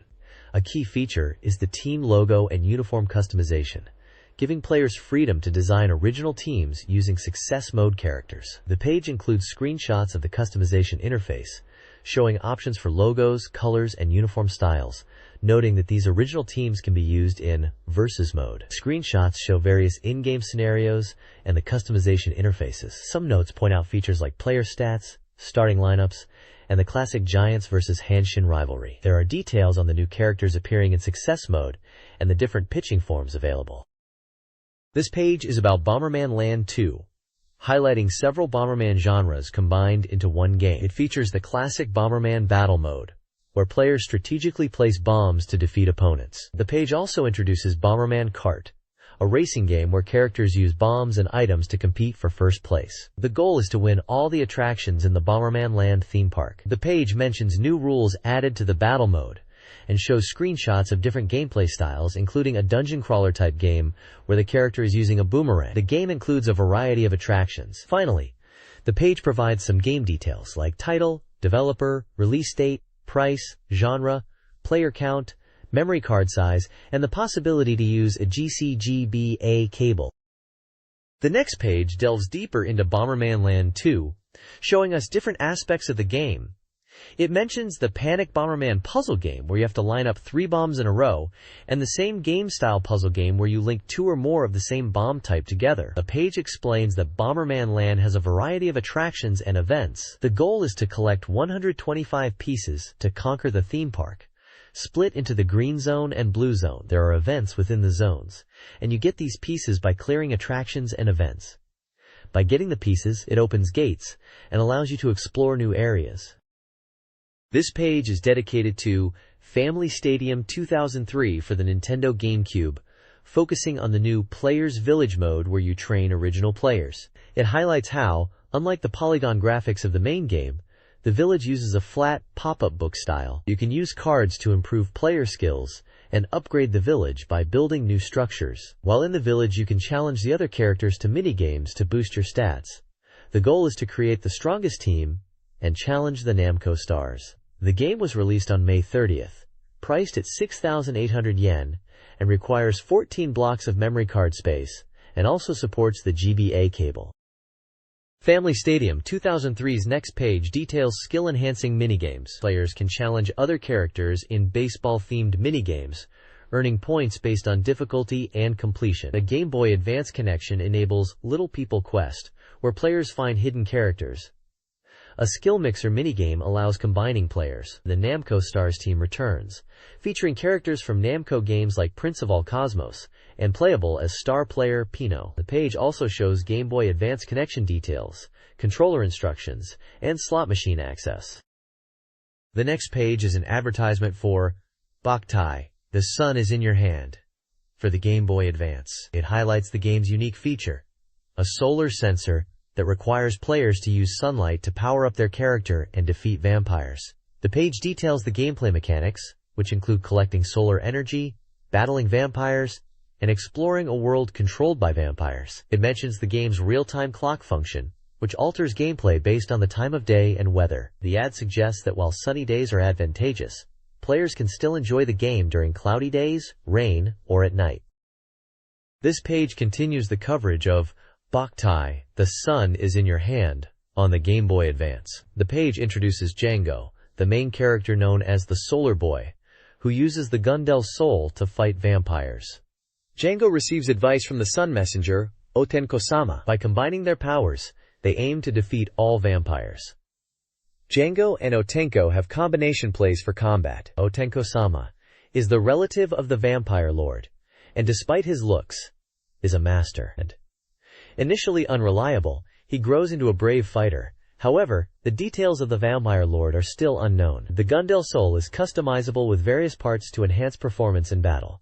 Players can experiment with different combinations to create their perfect weapon. The page details the battles against the Vampire Lord, which involve trapping them in coffins and burning them with sunlight using a pile driver. The article also mentions how the game's real-time weather affects gameplay, where sunny days are best and rain or night conditions make it difficult to fight.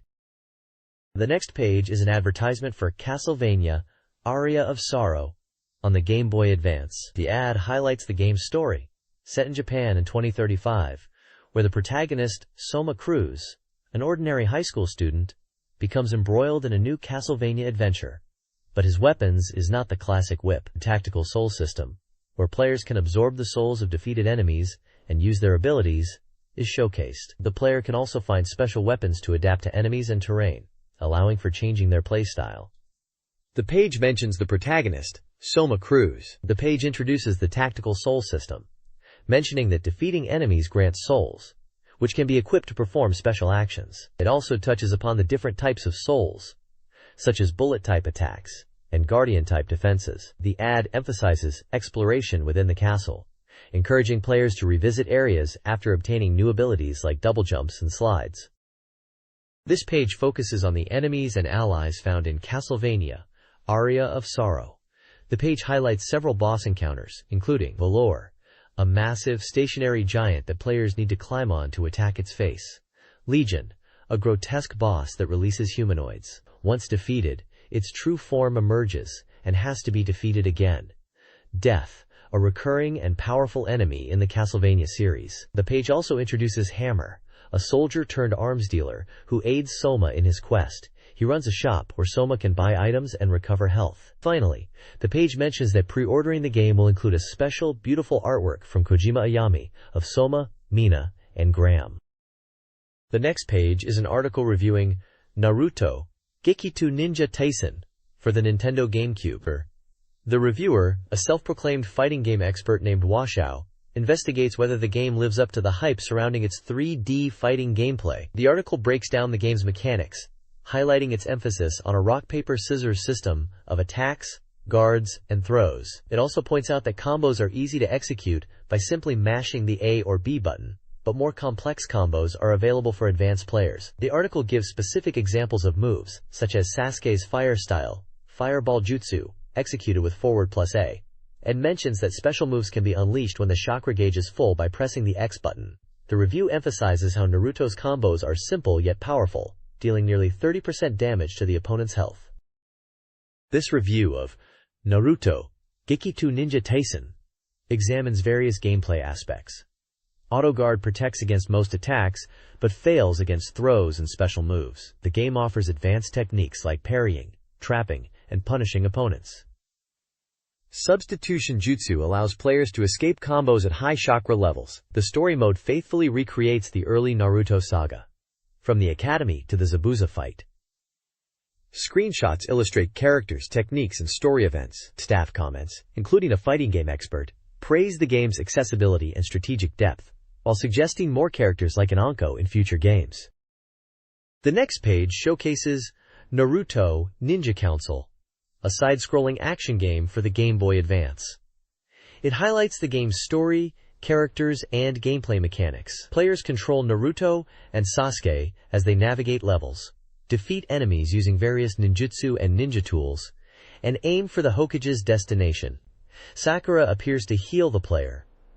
The game features boss battles against Zabuza and Kiba. The page also details the chakra system, allowing players to perform powerful special moves like Naruto Uzumaki Barrage. The game recreates famous scenes from the original manga, including a gag scene with Ebisu. This page is from the Nindori Academy of Games and features reader letters and contributions. It opens with playful banter about a merger issue and a promise of a big announcement. Readers share their experiences and opinions, including a reader who regrets misspelling beautiful on an English test, a reader who borrowed Nindori and never returned it, a reader frustrated by look-alike exam numbers, a reader struggling to make Nindori-loving friends. Here's a call for new nicknames for the Nindorina Tanaka character, and a section showcasing reader-submitted content, including humorous drawings and anecdotes. One reader provides instructions for making a Smash Bros. DX sandbag figure using a mechanical pencil eraser. The page also includes a list of things that are no good, such as spending too much on Zelda merchandise, a winter Animal Crossing game, a Captain Falcon driving to work in his car. Nindori Academy's next page features reader submissions and observations. This week's nitty-gritty guy introduces Puchaganon, distracted by Triforce shards. Our village's treasure boast highlights a mysterious fruit tree. Things that are a little concerning includes comparisons between characters, Marth and Starfy, Nindorina Tanaka and a Maiden Wario character. Questions about Animal Crossing's hair, a recurring Komori truck, Tetra's stone handover, and Picard's resemblance to other characters. A reader drawing of a suspicious Animal Crossing cat is included. Dream prophecies suggest a F-Zero AC Captain Falcon-related character, a hidden Sakurai in Kirby's Air Ride, Animal Crossing 2 character customization, and a Mastle Igarin vs. Bob Sapp Space World match.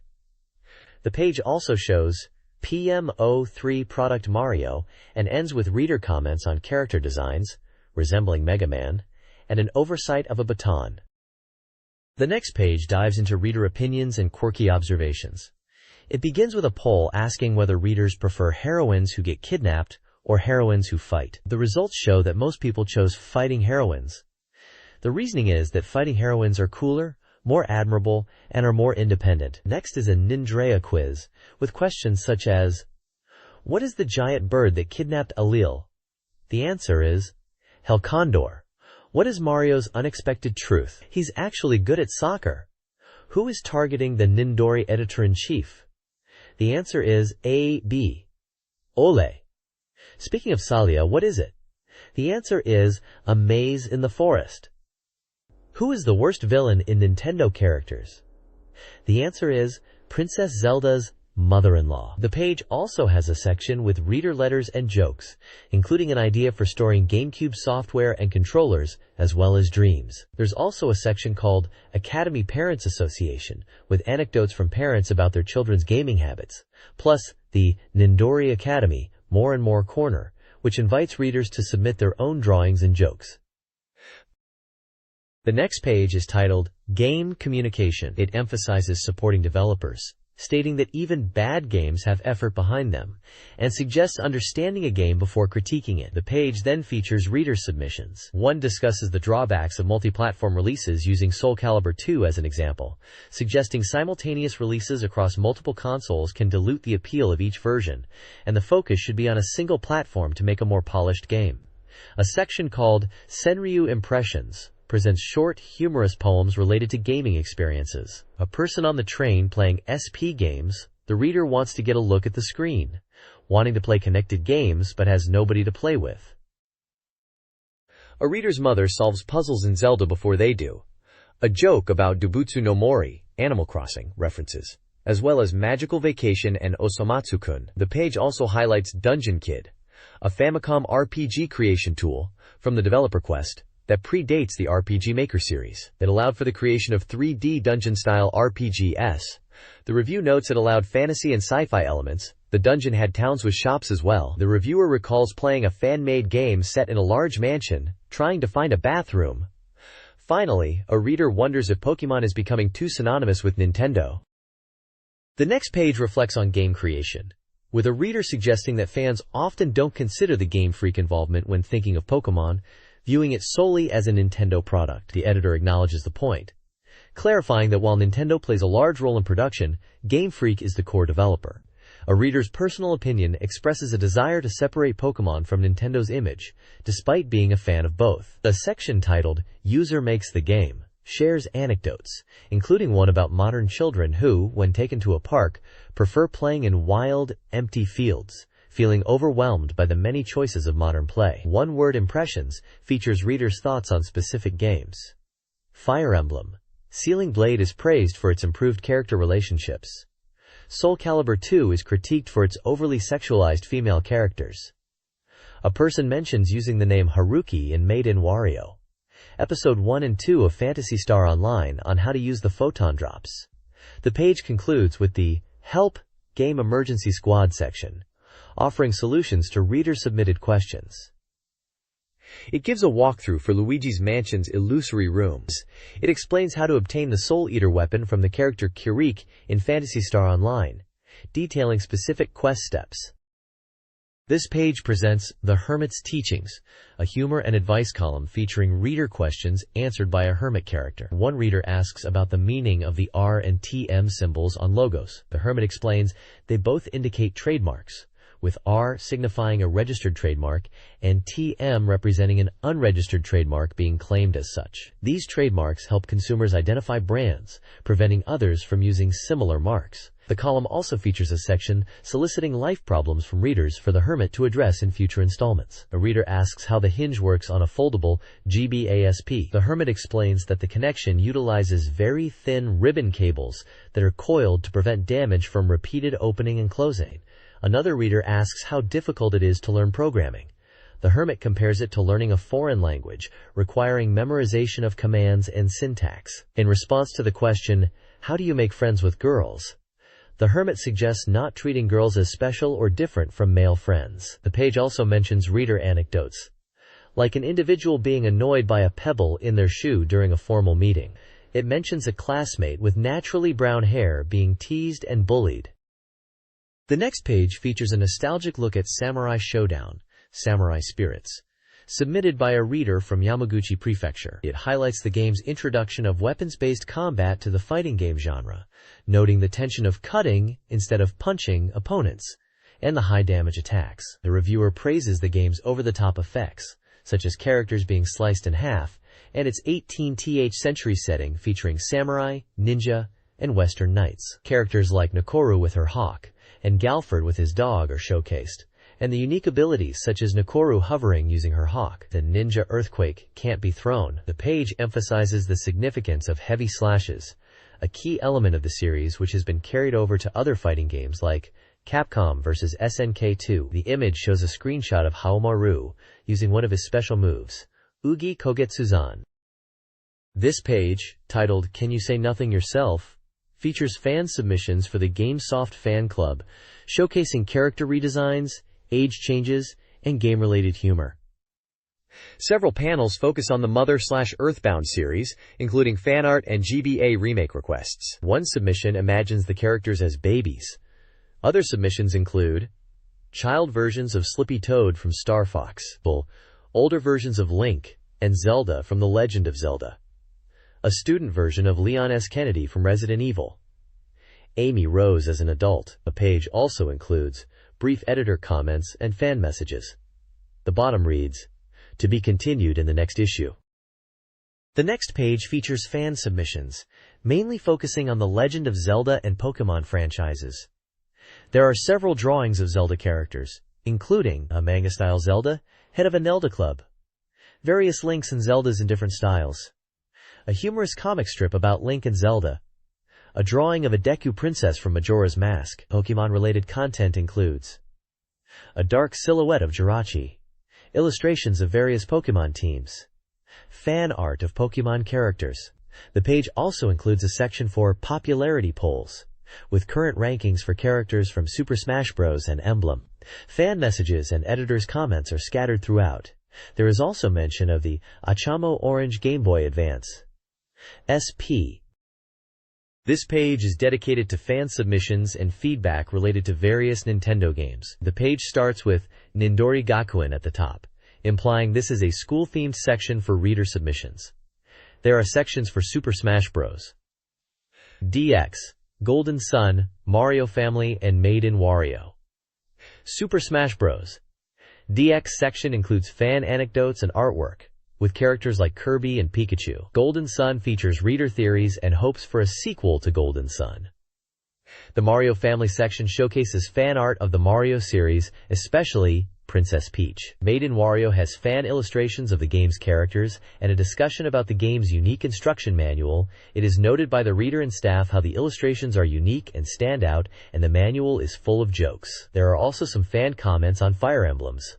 With fan art and discussions about characters like Rebecca, there is a comment about Fire Emblem's 20-year-old characters too. A section asks about the mysterious woman who appears in the Fire Emblem games. There are also a few comments related to Golden Sun, with reader comments on the art style, plot, and characters. Quote, "This page is a collection of reader submissions, fan art, and comments focused on Nintendo games, primarily Kirby, Star Fox, FleaZero, Square Games, Animal Crossing, and Sopso." The page starts with a Kirby section, featuring fan-submitted artwork and ideas for the Kirby's Air Ride game. The submissions include new copy abilities for Kirby like Flower Kirby and Cloud Kirby, as well as fan art of Kirby with different items and transformations. There's also a section for Star Fox, with fan art and comments about the series. A fan expresses their excitement for the new Star Fox game, hoping for challenging conditions and the return of specific elements. The Zero section discusses the upcoming release of Zero GC and how fans are eagerly anticipating it. There's also a section for Square Games, inviting readers to share their thoughts on Square titles beyond Seiken Densetsu Mana series. The Animal Crossing section features fan art and comments about the series, with readers expressing their love for the game's characters and gameplay. Finally, the Paso FC section includes fan submissions related to Phantasy Star Online and a call for readers to create a Tales section.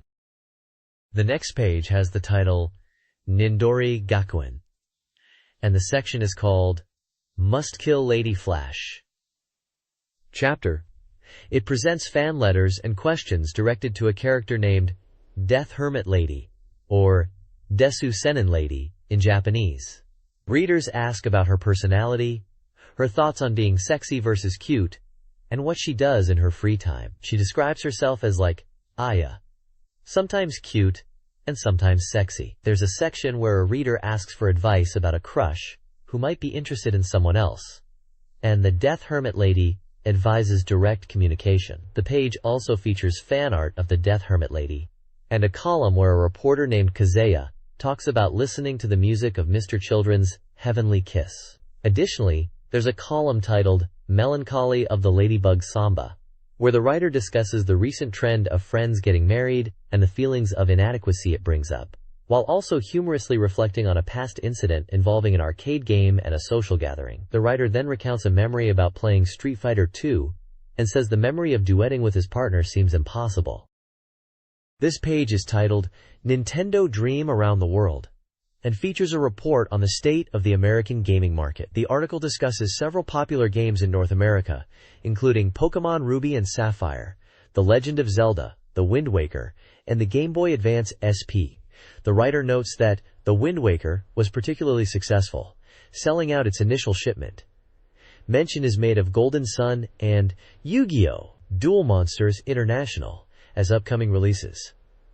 The NOAA, Nintendo of America, is promoting Castlevania, Alaria of Sorrow for the Game Boy Advance. The article also mentions the Castlevania series' popularity in America and highlights Castlevania, Symphony of the Night, as a particularly influential title.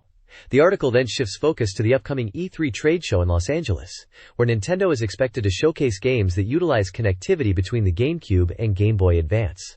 The writer also mentions Ubisoft's Splinter Cell as a recent hit, Finally, the article notes that Atlus is releasing Shin Megami Tensei, Devil Children, Demikids, in North America.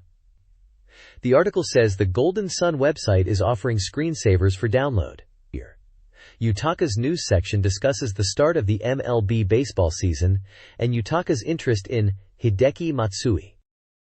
The next page is a comic strip called Ten Ren Family, Episode 17, Mom's Secret Sleeping in the Treasure Box, by Hyanon. The comic starts with the mom receiving a new game and being excited about it, followed by a delivery of a Game Boy Advance SP. The mom gets a delivery for 15,025 yen, supposedly a gift from Darling, her husband. There is a flashback of how the parents met about 13 years ago at Nintendo's headquarters in Kyoto when the Super Famicom was released. In the last panel, the son seems annoyed at his mom and dad spending time together. The text at the bottom mentions a contest and address for fan mail. The next page continues, the Ten Ren Family comic strip by Hyanon.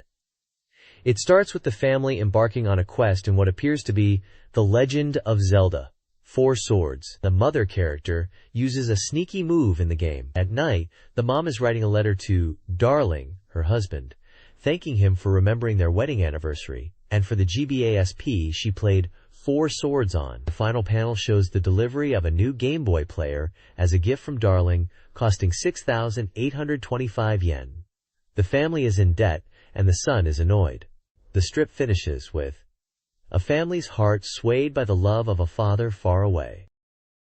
This page presents a release schedule for GameCube and Game Boy Advance games, providing a list of titles, release dates, publishers, prices, and corresponding numbers. Some notable titles include Giftpia for the GameCube and RPG Maker Advance for the Game Boy Advance, as well as Pokémon Box Ruby and Sapphire. Games are listed with release dates, titles, prices, and developer. The Game Boy Color section mentions the title Kanji Boy 3 and Doraemon's Study Boy Kanji Reading and Writing Master.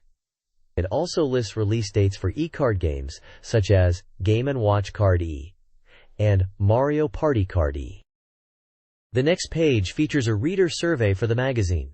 Readers are encouraged to participate by answering questions and sending in their responses by May 20th. The survey covers topics such as the reader's school or occupation, age, gender, and favorite and least favorite articles in the current issue. A key focus of the survey is the Mother series, with questions asking if readers have played the games and their opinions on potential remakes. Readers are also invited to share memorable game scenes. There are also lists of game and magazine titles for reference in the survey, including Dengeki GameCube, Famitsu Cube plus Advance, Pokemon Mini, Windows Machines, and Comic Bonbon. This page features a Muscle and Keto reader survey for Nintendo Dream Magazine Volume 89. The survey includes questions for readers to fill out, with spaces for personal information and opinions. The page also highlights Muscle Life advice, featuring a humorous section with a muscular character named Kazuya, where he gives advice and answers to reader concerns. The text around Kazuya mentions interactions with Okachaneru and discusses past experiences, including being involved in parodies and playing comedic roles in the magazine. The right side of the page lists winners from the Volume 86 issue's prize giveaway, including names and prefectures of the winners. Prizes included a Nintendo GameCube, a Game Boy Advance SP, and various games and merchandise. This page is an advertisement for Fire Emblem, The Blazing Blade. The ad commemorates the 13th anniversary of the Fire Emblem series and features key characters like Lyn, Roy, Eliwood, and Hector. It highlights a developer interview and a retrospective on the entire series. The text implies a focus on elements that should be protected versus those that evolve within the Fire Emblem universe. The next page is an interview with the developers of Fire Emblem, The Blazing Blade, commemorating the series' 13th anniversary. The page features key art of Roy holding his sword and inset photos of developers Kuhei Maeda and Kentaro Nishimura. It discusses the game's development, aiming to capture both the essence of the previous title, The Binding Blade, while introducing new elements. The interview touches upon the story being set before The Binding Blade, the capacity increase to 128 MB, and improvements in event scenes, sound, and graphics. The developers also mentioned efforts to make the game accessible to Game Boy Advance players, and how the SP version offers a better viewing experience due to its wider viewing angle. The developers also state that there will be a wider appeal to attract younger players than before.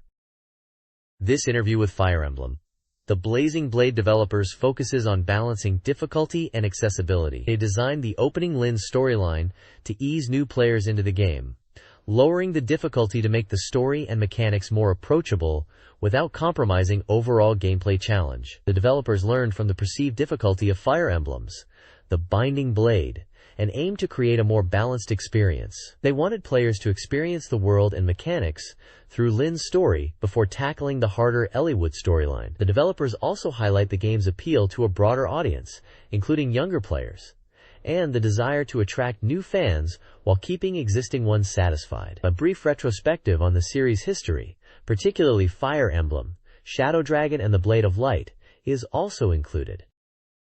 The next page focuses on Fire Emblems, the Blazing Blade, subtitled Guiding and Changing. It features a retrospective on Fire Emblem Gaiden, originally released on the Famicom in 1992, with a difficulty rating of slightly challenging.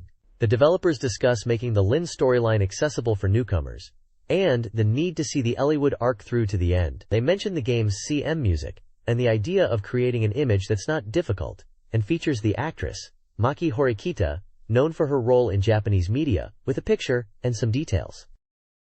This page is an interview with the developers of Fire Emblem, the Blazing Blade, focusing on new features and the game's design philosophy. The developers discuss the introduction of the Tactician, which allows players to strategize the game and have more impact on the game. The goal was to make it easier for players to get into the game. The interview highlights that the Tactician isn't just a new character, but that the impact on the story and relationships with other characters is something new to this game. They also discuss the new classes, focusing on making all units useful, mentioning the monk class and the removal of unusable weapons. This encourages players to experiment. The page also features artwork of Ninian and Nils, and a game screenshot. Also included is a small retrospective on Fire Emblem, Mystery of the Emblem, originally released for the Super Famicom in 1994. It's noted that the game was rated as moderately challenging by Nintendo Dream, and it mentions the War of Heroes scenario and the debut of the dancer unit, who is Yuria Takanashi. The next page features an interview about Fire Emblem, the Binding Blade, discussing what they wanted to protect and how the series would change. The developers say that they wanted a more grounded story, and they deliberately lowered the difficulty of the early stages to avoid frustrating players. The team wanted to ensure that players didn't feel compelled to play perfectly, where no characters die, though that playstyle is still possible. The developers also mentioned that losing units should feel significant, and the team wanted to incorporate meaningful character encounters. Artwork of Sarah and Florina are shown. The page also includes a retrospective on Fire Emblem, Genealogy of the Holy War, for the Super Famicom. The game's difficulty was rated as slightly challenging, and features include the love element and the multiple campaign format. It's noted that the children of characters based on love relationships appear in the later part of the game, with battles spanning 2 generations. This page features an interview about Fire Emblem, the Blazing Blade, discussing the inclusion of the special music CD and the next game in the series for the GameCube. The developers talk about how they feel they have managed to achieve their goals for the game and the difficulty of creating new content. And asked about a new title on the GameCube, they replied that if there are enough people who want to see it, they would like to do it. The game is supported by many people, and they encourage players to buy Fire Emblem, the Blazing Blade. There is a question about a possible remake of an old title, which is a possibility. The page also features artwork of Jafar from Fire Emblem, the Blazing Blade, and a retrospective on Fire Emblem, Thracia 776, for the Super Famicom. The game was released on January 21, 2000, and its difficulty was rated as very challenging. Finally, it advertises the official Nintendo homepage, recommending fans to visit the site for all the latest information. This page has an interview with developers about Fire Emblem, the Blazing Blade. They discuss the series' history and how they've tried to make this entry approachable for new players. They feel they've created a game with both accessibility and depth. They also touch on the difficulty of Fire Emblem, Thracia 776, and the possibility of remaking older titles. The editorial team also chimes in, sharing their love for the series and speculating about a possible GameCube installment and the chance of a puzzle collection title. Intelligent Systems, Developers of the Fire Emblem series have a long history of collaboration with Nintendo, dating back to the Famicom era. Starting with development tools and software backups, they've evolved to contributing original game ideas, including Mario Story and Card Hero. Currently, with approximately 80 employees, including 50 in Higashiyama, they handle project proposals, confirmation, and feedback for Fire Emblem games. The article highlights their work on titles like Famicom Wars, Fire Emblem, and Game Boy Advance Wars, as well as their involvement with Robot Gyro and Kirby. The interview also touches on their collaborations with figures like Gunpei Yokoi and Shigeru Miyamoto, and their interaction with Mr. Sakurai regarding Fire Emblem characters in Super Smash Bros. DX. The article concludes by mentioning a new Kirby title in development. The next page has an Ask Nintendo Q and a section with a Nintendo mailbox and the title Nintendo Q&A in large text. The Q&A section is hosted by Sauven and H from Nintendo's planning department. The page celebrates the upcoming releases of Mother 1+2 and the revival of Mother 3, with the character Mr. Saturn appearing on the cover for the first time in 6 years. There is also a character data file featuring Waluigi, who debuted in Mario Tennis 64 in 2000 and appeared in Mario Party 3 and Mario Party 4. A question asks about plans for the Famicom's 20th anniversary. The response indicates that while Nintendo doesn't usually focus on past events, they are considering something to please users around July 15th, the Famicom's release date, mentioning the possibility of a program similar to Project X featuring a Famicom birth story. They mention that the company usually doesn't do things like parties or events, which is something that a regular company would do, and also mentions that there won't be a 20th anniversary software release. This page continues the Ask Nintendo Q in a section. One question asks what Nintendo is focusing on, and the answer is plenty. Specifically, the connectivity between GameCube and Game Boy Advance. They highlight how this connectivity creates new gameplay experiences only Nintendo can offer, using both TV and GBA screens simultaneously. The team is excited about the possibilities, especially with the improved hardware allowing for smooth operation. They hint at upcoming announcements for the E3 show in the coming month, mentioning the magazine will feature an exclusive report on the event. Other question asks about the possibility of new Mother games. Nintendo teases the upcoming Mother 1+2 and emphasizes the near-complete port influenced by Mr. Saturn. There is a note mentioning the 20th of June as the release date. Another question asks why Rune 2 is published by Nintendo. And the answer is simple: because it's a good game. Using Nintendo's distribution network ensures the game reaches customers smoothly. Other question asks, why are the sprites so clear on the GB player? The answer is due to processing on the GameCube side. It notes the colors are different on the screen and on a TV, so the image is tweaked so that it looks clearer. The next page continues the Ask Nintendo Q&A section, with questions from readers and answers from Nintendo. One question asks why Giftspia is so cheap, and the answer discusses various factors, including the talented staff, short development time, and support from Nintendo, which helped keep costs down. A promotion is mentioned, including a Hanafuda card keychain as a pre-order bonus. Another question asks if there are pre-order bonuses for Zero GC. The answer states that nothing has been decided yet. However, Giftspia will include a Hanafuda card keychain as a first edition bonus. Another question asks who sings the songs in Made-in Wario. The answer says that it's the development staff, with female vocals by the artwork team and other staff members. Another question asks why there aren't more live-action CMS for GameCube software. The answer is that there is demand for gameplay footage. They also mention the CM for Fire Emblem, Rekka no Ken, uses live-action shots. The page also includes screenshots from Zero GC and Made-in Wario. This page continues the Ask Nintendo Q&A, starting with a reader wondering about the direction of Nintendo's commercials. Nintendo says their GameCube commercials show off the graphics while the Game Boy Advance commercials incorporate live-action elements. Nintendo then addresses a question about their financial performance, stating that they are still projecting a profit of 66 billion yen, despite a downward revision from an initial projection of 80 billion. They reassure readers that they are in good shape due to strong GBA sales. Another question asks what Nintendo's development divisions 2 and 3 are working on. The answer reveals that Division 3 is the Integrated Research and Development Division, responsible for GameCube development, while Division 2 is working with NHK. The page also gives an overview of Nintendo's development departments, including Integrated Research and Development, Software Planning and Development, and Analysis and Development. The article also mentions Metroid Fusion. Finally, there's a call for questions for the Ask Nintendo section, and a fan-submitted illustration of a person as a Nintendo character.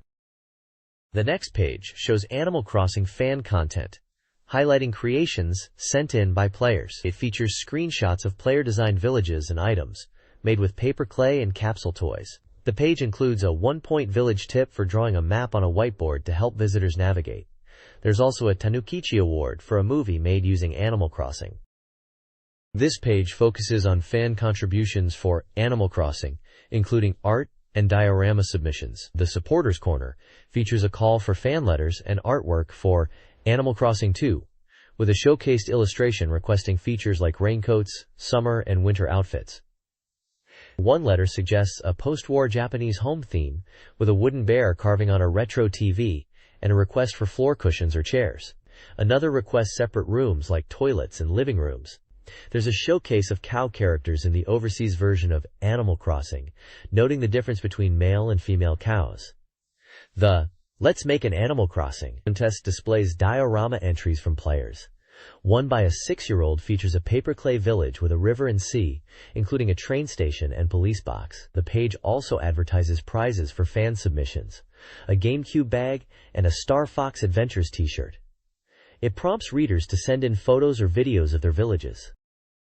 The next page is an advertorial for the Pokémon Center Tokyo's 5th anniversary. It highlights the release of a limited edition orange Game Boy Advance SP featuring a Torchic design, available exclusively at Pokémon Centers, priced at 12,500 yen. Other commemorative merchandise featuring a logo with Pikachu, Bulbasaur, Squirtle, and Torchic is also promoted, including plushies and pins. There is a section listing the addresses of various Pokémon Center locations. Quote, the next page features a variety of Pokémon-related content. Firstly, it announces a special in-game event where players can receive a Pokémon egg at Pokémon Center locations between April 25th and May 18th. This egg hatches into either Absol, Pichu, Trapinch, or Ralts, and they might even know special moves or be shiny. Players need to have received the Pokémon Encyclopedia from Professor Birch and have no more than 5 Pokémon in their party to participate. Next, it promotes the release of the second half of the Pokémon Zucan card set. Along with this release, a campaign is running where players can receive a complete file and special card by sending in application tickets. The lower half of the page details a high school project focused on researching the development of Pokémon games. The article highlights the rare opportunity these students had to visit Game Freak and interview the creators, gaining insights into the development process and the company's closely guarded secrets. Notable Game Freak staff members like Morimoto, Nishino, and Hamano were interviewed, discussing the history of Game Freak, development anecdotes, and answering questions from the students. The article touches upon the students' genuine enthusiasm for the project and the unique experience of seeing the development firsthand. It also shows a picture of the development environment. This page, titled Capcom Mania Volume 18, is an interview with the development staff of Beautiful Joe. It promises to get to the heart of the creators behind the game. The page features an illustration of a cool character with the Capcom Mania title and gives the Capcom GameCube website address. Below this is a picture of the Beautiful Joe development team.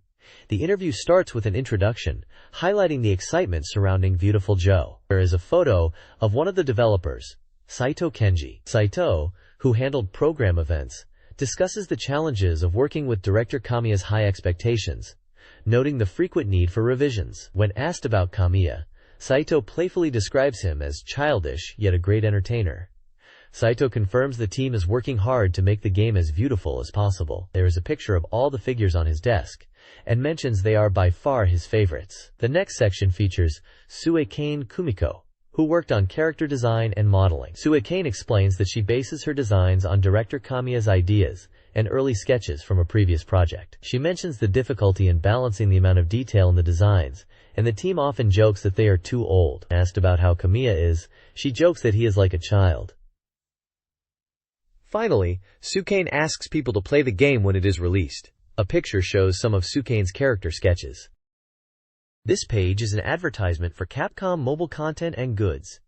It highlights downloadable content for mobile phones, including ringtones and wallpapers from Capcom games. Several characters are shown, along with screenshots from the mobile game Orva's Wild River, which features the character Orvas from the Vampire series. It also offers access to various Capcom content through iMode, JSK, and EZ web services. Additionally, the page advertises Rockman 02, Mega Man 02 for the GBA, listing its release date as May 2nd and price as 4,900 yen. As a pre-order bonus from ecap.com, customers will receive one of two gifts, a string watch or a wallet. The bottom of the page showcases 0 goods available for purchase, including a cushion, a pouch, and a handkerchief, each featuring artwork from the Mega Man 0 series.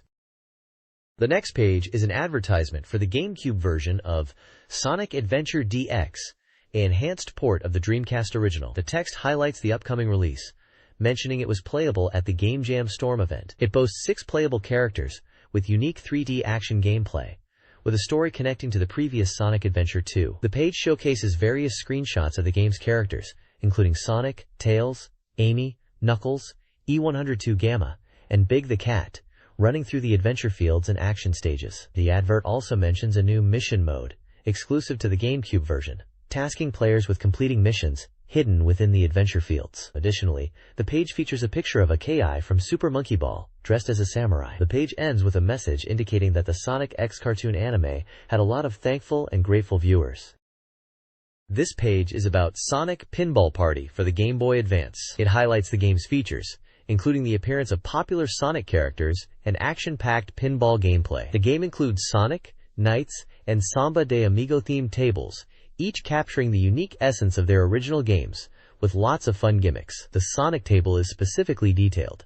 The page covers the game's modes, such as Egg Mode, where you light up the egg lights and enter a feature hole to trigger the mode. You can also defeat Eggman to clear stages and advance. The game has a character change feature, allowing you to progress through stages with different characters and raise chaos through minigames. There's a section featuring fan letters and artwork, with comments from the development team at Overworks and Amusement Vision. One fan expresses their love for Princess from Zero AC. There are screenshots of Sonic, Tails, and Knuckles, along with comments from the developers, thanking players and encouraging them to enjoy the game.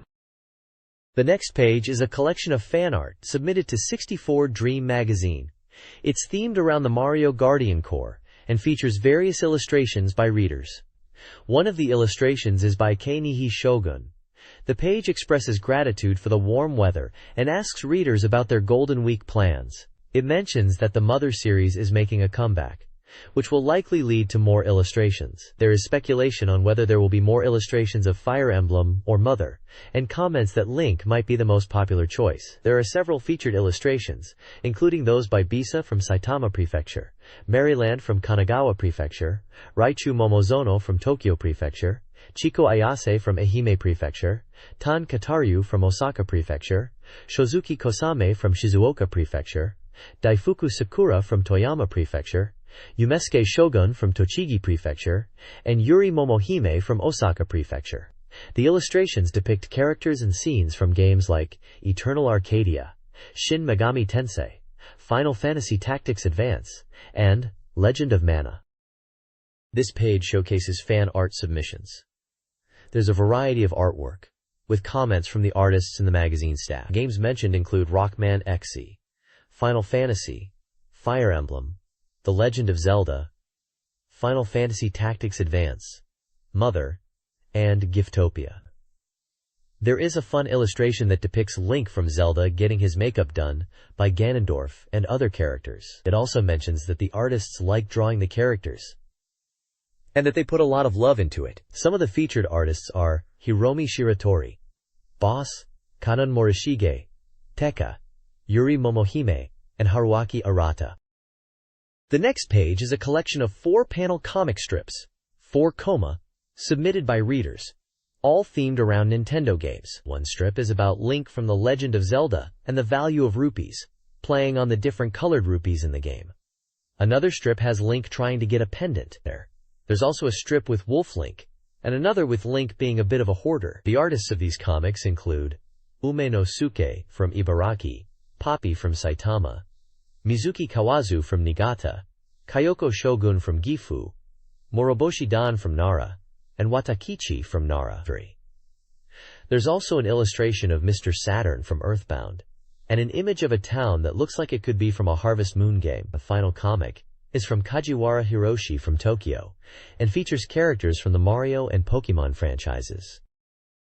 This page showcases fan-submitted illustrations of high-rise apartment buildings, all inspired by Nintendo games. Artists from various Japanese regions depict diverse scenes, characters, and game elements. Examples include Zelda, Link, characters from Maiden in Wario, Harvest Moon, Resident Evil, F-Zero, and more. The illustrations range from individual character portraits to collaborative pieces and even recreations of famous game moments. The variety includes Let's Play scenes, favorite game moments, and even a depiction of a businessman Link and OL Zelda with Ganon as their boss. The page includes a GameCube advertisement and numerous other diverse interpretations of Nintendo characters and settings.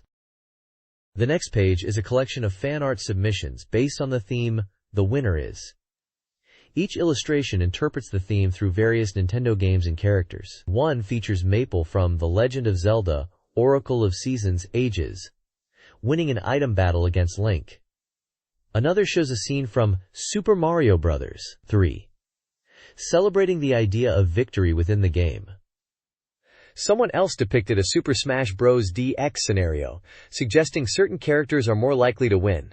There's even a Capcom vs SNK 2 take, featuring Chun-Li as the winner. Collaborative pieces are included, with one group creating a Link's Forest theme with multiple Links. Another focuses on favorite characters from Fire Emblem, The Binding Blade. Some have also drawn their interpretation of humanized Pikachu. Other submissions include depictions of Star Fox 64 and Super Mario 64.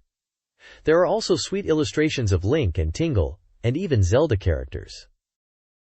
This page features a section dedicated to fan submissions. It's divided into segments like illustrations by kids under 10, with drawings of characters from games like Kirby, The Legend of Zelda, and Yoshi. Another section, Illustrations Fan Letter, showcases fan art and letters inspired by various characters in games, including Link from The Legend of Zelda. There's also a Furious People corner with a drawing of Mizuguru and a humorous comment. A gift beer illustration is included, along with a section for illustration submission guidelines. The page also lists the names of those who have been promoted or recognized, with deadline information for submissions.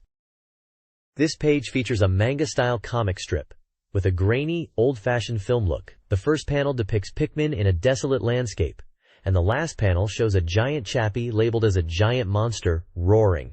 The text includes phrases like grrr and roar, along with sound effects like thud and FWUD, and descriptions such as weak flesh strong food. The comic seems to illustrate the Pikmin's struggle for survival against predators, emphasizing the harsh realities of their world. The bottom text mentions something about the Bowser movie, and using Pikmin as a subject. The next page continues the Pikmin theme, with a comic strip showing Pikmin being eaten by various creatures. The panels include sound effects like gulp, chomp, and schwip. Text also features ha! Ha! Which translates to run, run. It seems to depict the Pikmin trying to escape from predators, which ties into the previous page's theme of survival in the harsh Pikmin world. Also, the text at the bottom of the page refers to how the Pikmin CM was a hot topic, but that there are few people who have actually played the game, and that people do not know that it is a GC game. This page features a Pikmin comic strip, showing the Pikmin in peril, being targeted by predators. The text expresses the sentiment that living means sacrificing something else. It urges the Pikmin to run, run! The final panel includes the sound effect, nab! The text at the bottom states that Pikmin is actually a grotesque world, and that the game is wonderful because the creatures are so vivid. The next page features a Pikmin comic strip. The Pikmin encounter an explosion, with the onomatopoeia, kabloody! They then face other dangers, as hinted by exclamation points, and discuss being hungry. The comic ends with a Pikmin eating something as indicated by gulp, followed by flower petals, and the sounds pook, poof. One Pikmin is consumed by the gulp, while another eats the flower petals. At the bottom there is a comment that it's a shame one cannot carefully observe the plants and creatures due to the time limit in the game, and that the most fun is right after the start, when there is no time limit. This page features a Pikmin comic strip with a more serious tone. The first panel shows a Pikmin being eaten by a large creature, with the text, "and then, eaten by the stronger ones." The second panel depicts a snake-like creature approaching, with the sound effect, "tap, tap." This is followed by a panel of a Pikmin standing alone, and another showing two tiny figures in a field. The final panel presents a night scene with stars. A Pikmin stands under the starlight, followed by a scene with three larger Pikmin. The text reads, "What was I born for?" There is also a comment that they want to immerse themselves in this world more leisurely in the next installment, and progress slowly with the Pikmin. This page continues the Pikmin comic strip, beginning with Pikmin being swallowed, then a scene of the ship breaking apart and the pilot falling out. It shows the pilot alone in the wilderness, and finally shows a sad-looking Pikmin alone. The text says, "Now, something in this world is about to change. End." The next page is a comic strip featuring Fox McCloud and his team, discussing a potential movie. The team seems unsure about the seriousness of the project. Fox announces the next movie will be a comedy period drama titled Kitsune Taro, Foxboy. Falco Lombardi expresses confusion, while Slippy Toad is writing the script and tells everyone to be quiet, and Crystal asks if it will involve a top knot. Wolf O'Donnell shows up upset and mentions going on location to Corneria, and Bowser requests patience from Fox. Polygon Studios' 64DD guide reveals hidden aspects of the game.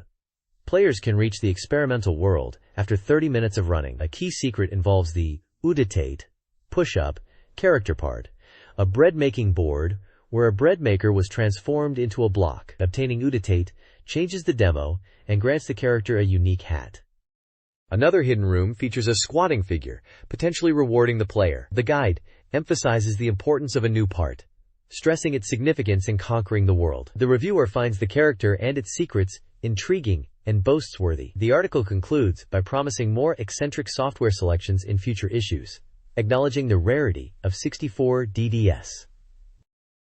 The next page unveils the Dream Technique corner, overflowing with secrets and tips for games like The Legend of Zelda, A Link to the Past, and Four Swords. This installment focuses on lesser-known tricks for the GBA versions of A Link to the Past and Four Swords, offering a compilation of 3 tips. One tip features the beam hookshot obtained after obtaining the Master Sword and filling your heart. There's a section titled Talking Tree, detailing a hidden character found in the Dark World, located in the forest to the left of Link's house. Interacting with it triggers dialogue, followed by a bomb attack. Another tip, Head Pots, describes a multiplayer trick in Four Swords. Throwing pots at another player's Link causes the pot to get stuck on their head, obscuring their screen. It's suggested as a means of hindering opponents, but excessive use is discouraged. The page also includes hidden command codes for Lord of the Rings, Two Towers on GameCube, revealing codes for various effects such as increased command input and experience points, level 2/4/6/8, skill access, recovery, and invincibility. The final game featured is Star Wars Clone Wars, also on GameCube, with cheat codes for effects like invincibility, mission unlocks, and bonus content. Finally, the page promotes a contest seeking unique game strategies and techniques. Prizes range from toy vouchers to special items, based on the merit of the submitted technique. This page presents the Dream Play Sanctuary corner, focusing on submitted game tips and tricks. One section covers The Legend of Zelda, Ocarina of Time, for the N64 GameCube, focusing on a ghost phenomenon within the Shadow Temple. The submitted tip humorously suggests that a Ganondorf trick might be responsible for the bizarre visual effect of a false floor. Next is Excitebike 64 Perfect Dark on the N64, where the user shares a tip about performing interesting jumps and races. They describe a situation where a biker soars through the air in a dreamlike scenario, sometimes crashing into obstacles. A Perfect Dark section shows a multiplayer trick where players seemingly defy gravity by battling mid-air on top of buildings. The page also features a Super Smash Bros. Photo, with a user-submitted image of a Samus character without her helmet. Finally, The page includes instructions on how to capture and submit video footage of gameplay, highlighting the connection from a GameCube to a TV. There is a reminder of the address to send submissions and the inclusion of reports, videos, illustrations, and more. The next page features a selection of Game Boy Advance titles. First is Special Jinsei Game, a board game where you can input your birthday to influence your character's luck. It includes minigames and supports multiplayer. Then there's 01, an SF adventure game with a focus on mystery and a branching narrative. Finally, Rockman 02 boasts new actions and abilities, including the Chain Rod, and RPG Tsukuru Advance is a tool to create original RPGs, and also includes tutorials and sample scenarios for players to learn from.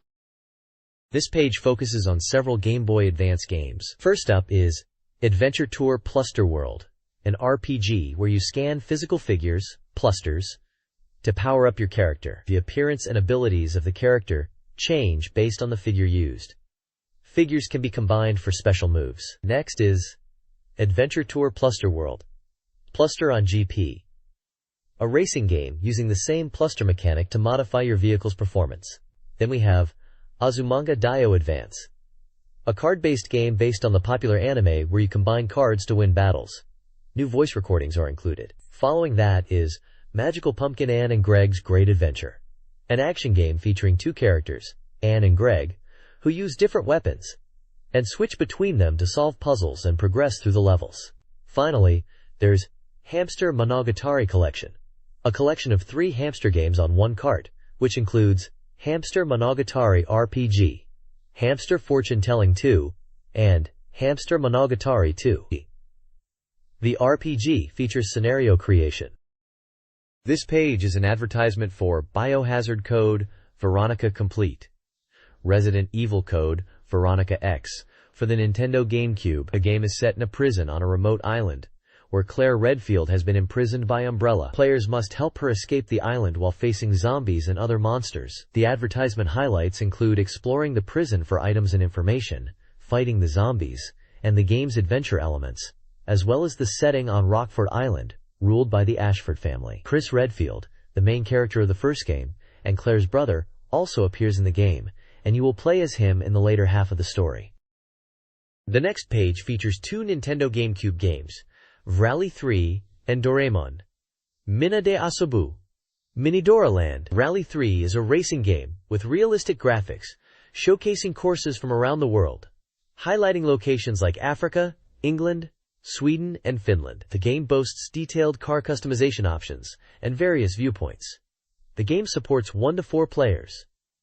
Doraemon, Mina de Asobu, Minidora Land is a multiplayer co-op action game where up to 4 players can play as Doraemon and his friends. They will need to use special gadgets to clear 3D stages. The ad showcases gameplay with familiar Doraemon gadgets like the Anywhere Door and the SL Baton, as well as various robots and a large boss character. The next page features 2 games, Hackymon for the Game Boy Advance and Monopoly for the Nintendo GameCube. The top half of the page introduces Hachimon, a popular character from Kansai TV, now in his own GBA game.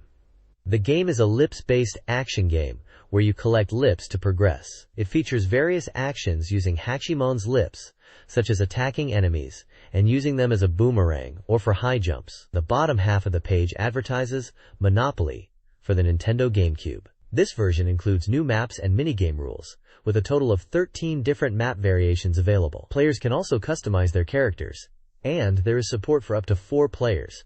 It features a variety of maps including All Japan and All World. The ad showcases the various map layouts and customizable characters. This page features 2 Game Boy Advance games, Aladdin and Mickey and Minnie Magical Quest 2. Aladdin is an action game where you control Aladdin through various trials. It's based on the Disney movie Aladdin and follows the story of Aladdin trying to get the magic lamp from the Cave of Wonders and ultimately challenging Jafar. The game features various stages where Aladdin faces challenges, and players can relive the movie's story. The other game is Mickey and Minnie Magical Quest 2 for the Game Boy Advance, where Mickey and Minnie transform into different costumes like Sweeper, Ranger, and Cowboy/Cowgirl. Each costume gives them unique abilities to progress through the stages. The goal is to reach Pete's castle. Donald Duck and other Disney characters also appear in the game, and 2 players can play cooperatively. The next page is an advertisement for the Game Boy Advance game WarioWare, Inc. Mega Micro Games, and its strategy guide. The strategy guide is touted as the shortest possible guide for the game, aiming to cover all 200-plus microgames quickly and efficiently. It also promises to delve into obscure trivia and hidden aspects of the game, and includes a section dedicated to games appearing in the 9-volt stage, revealing their origins. The game is described as having simple yet deep gameplay, and also promises to explain all the controls and origins of the microgames. The page also includes brief reviews of other Nintendo games for the GameCube and Nintendo 64, listing their prices. There are games like Luigi's Mansion, Pikmin, Super Mario Sunshine, and The Legend of Zelda, The Wind Waker. The list includes some older titles too, like Pokémon Stadium for the N64. Additionally, the page teases upcoming strategy guides for Fire Emblem, Rekka no Ken, and Gift Pia, mentioning the staff working on them and some details about the games. They also include a list of winners for the month of March. And finally, it is mentioned that if you return the card in Nintendo Dream, you can win a gift card. This page is a Nintendo GameCube software catalog. It features various upcoming and recently released games, with screenshots, brief descriptions, release dates, prices, and block usage information. Games spotlighted include Frogger, described as a simple action game, Beautiful Joe, a highly anticipated title, Sonic Adventure DX, a Dreamcast port with new elements, and Enter the Matrix, based on the movie franchise. Also included are Doraemon Miniland, a co-op action game, Magical Pumpkin, Anne and Greg's Big Adventure, a Halloween-themed action title, Kirby Air Ride, highlighting its simple controls, Wario World GC, Bomberman Land 2, Family Collection, Cubic Roadrunner, Virtua Fighter Quest, and Pikmin 2, Gift Pia, Rune 2, Final Fantasy Crystal Chronicles, Metalot GC, Tales of Symphonia, Biohazard Code, Veronica Complete Version, Resident Evil, and Killer 7. The page provides a guide to understanding the software catalog, explaining the color coding for different genres like action, RPG, adventure, simulation, shooting, racing, sports, puzzle, and table games. There is also a comment from the catalog in charge, expressing excitement about the increase in new titles. Please provide the text you would like me to summarize. The next page features a must-hear catalog highlighting top-selling third-party GameCube software and a list of already released titles. The top 10 third-party sellers are 1. Biohazard 0. 2. Biohazard. 3. Sonic Adventure 2 Battle. 4. From TV Animation One Piece Treasure Battle. 5. Phantasy Star Online Episode 1 and 2. 6. Winning 11-6.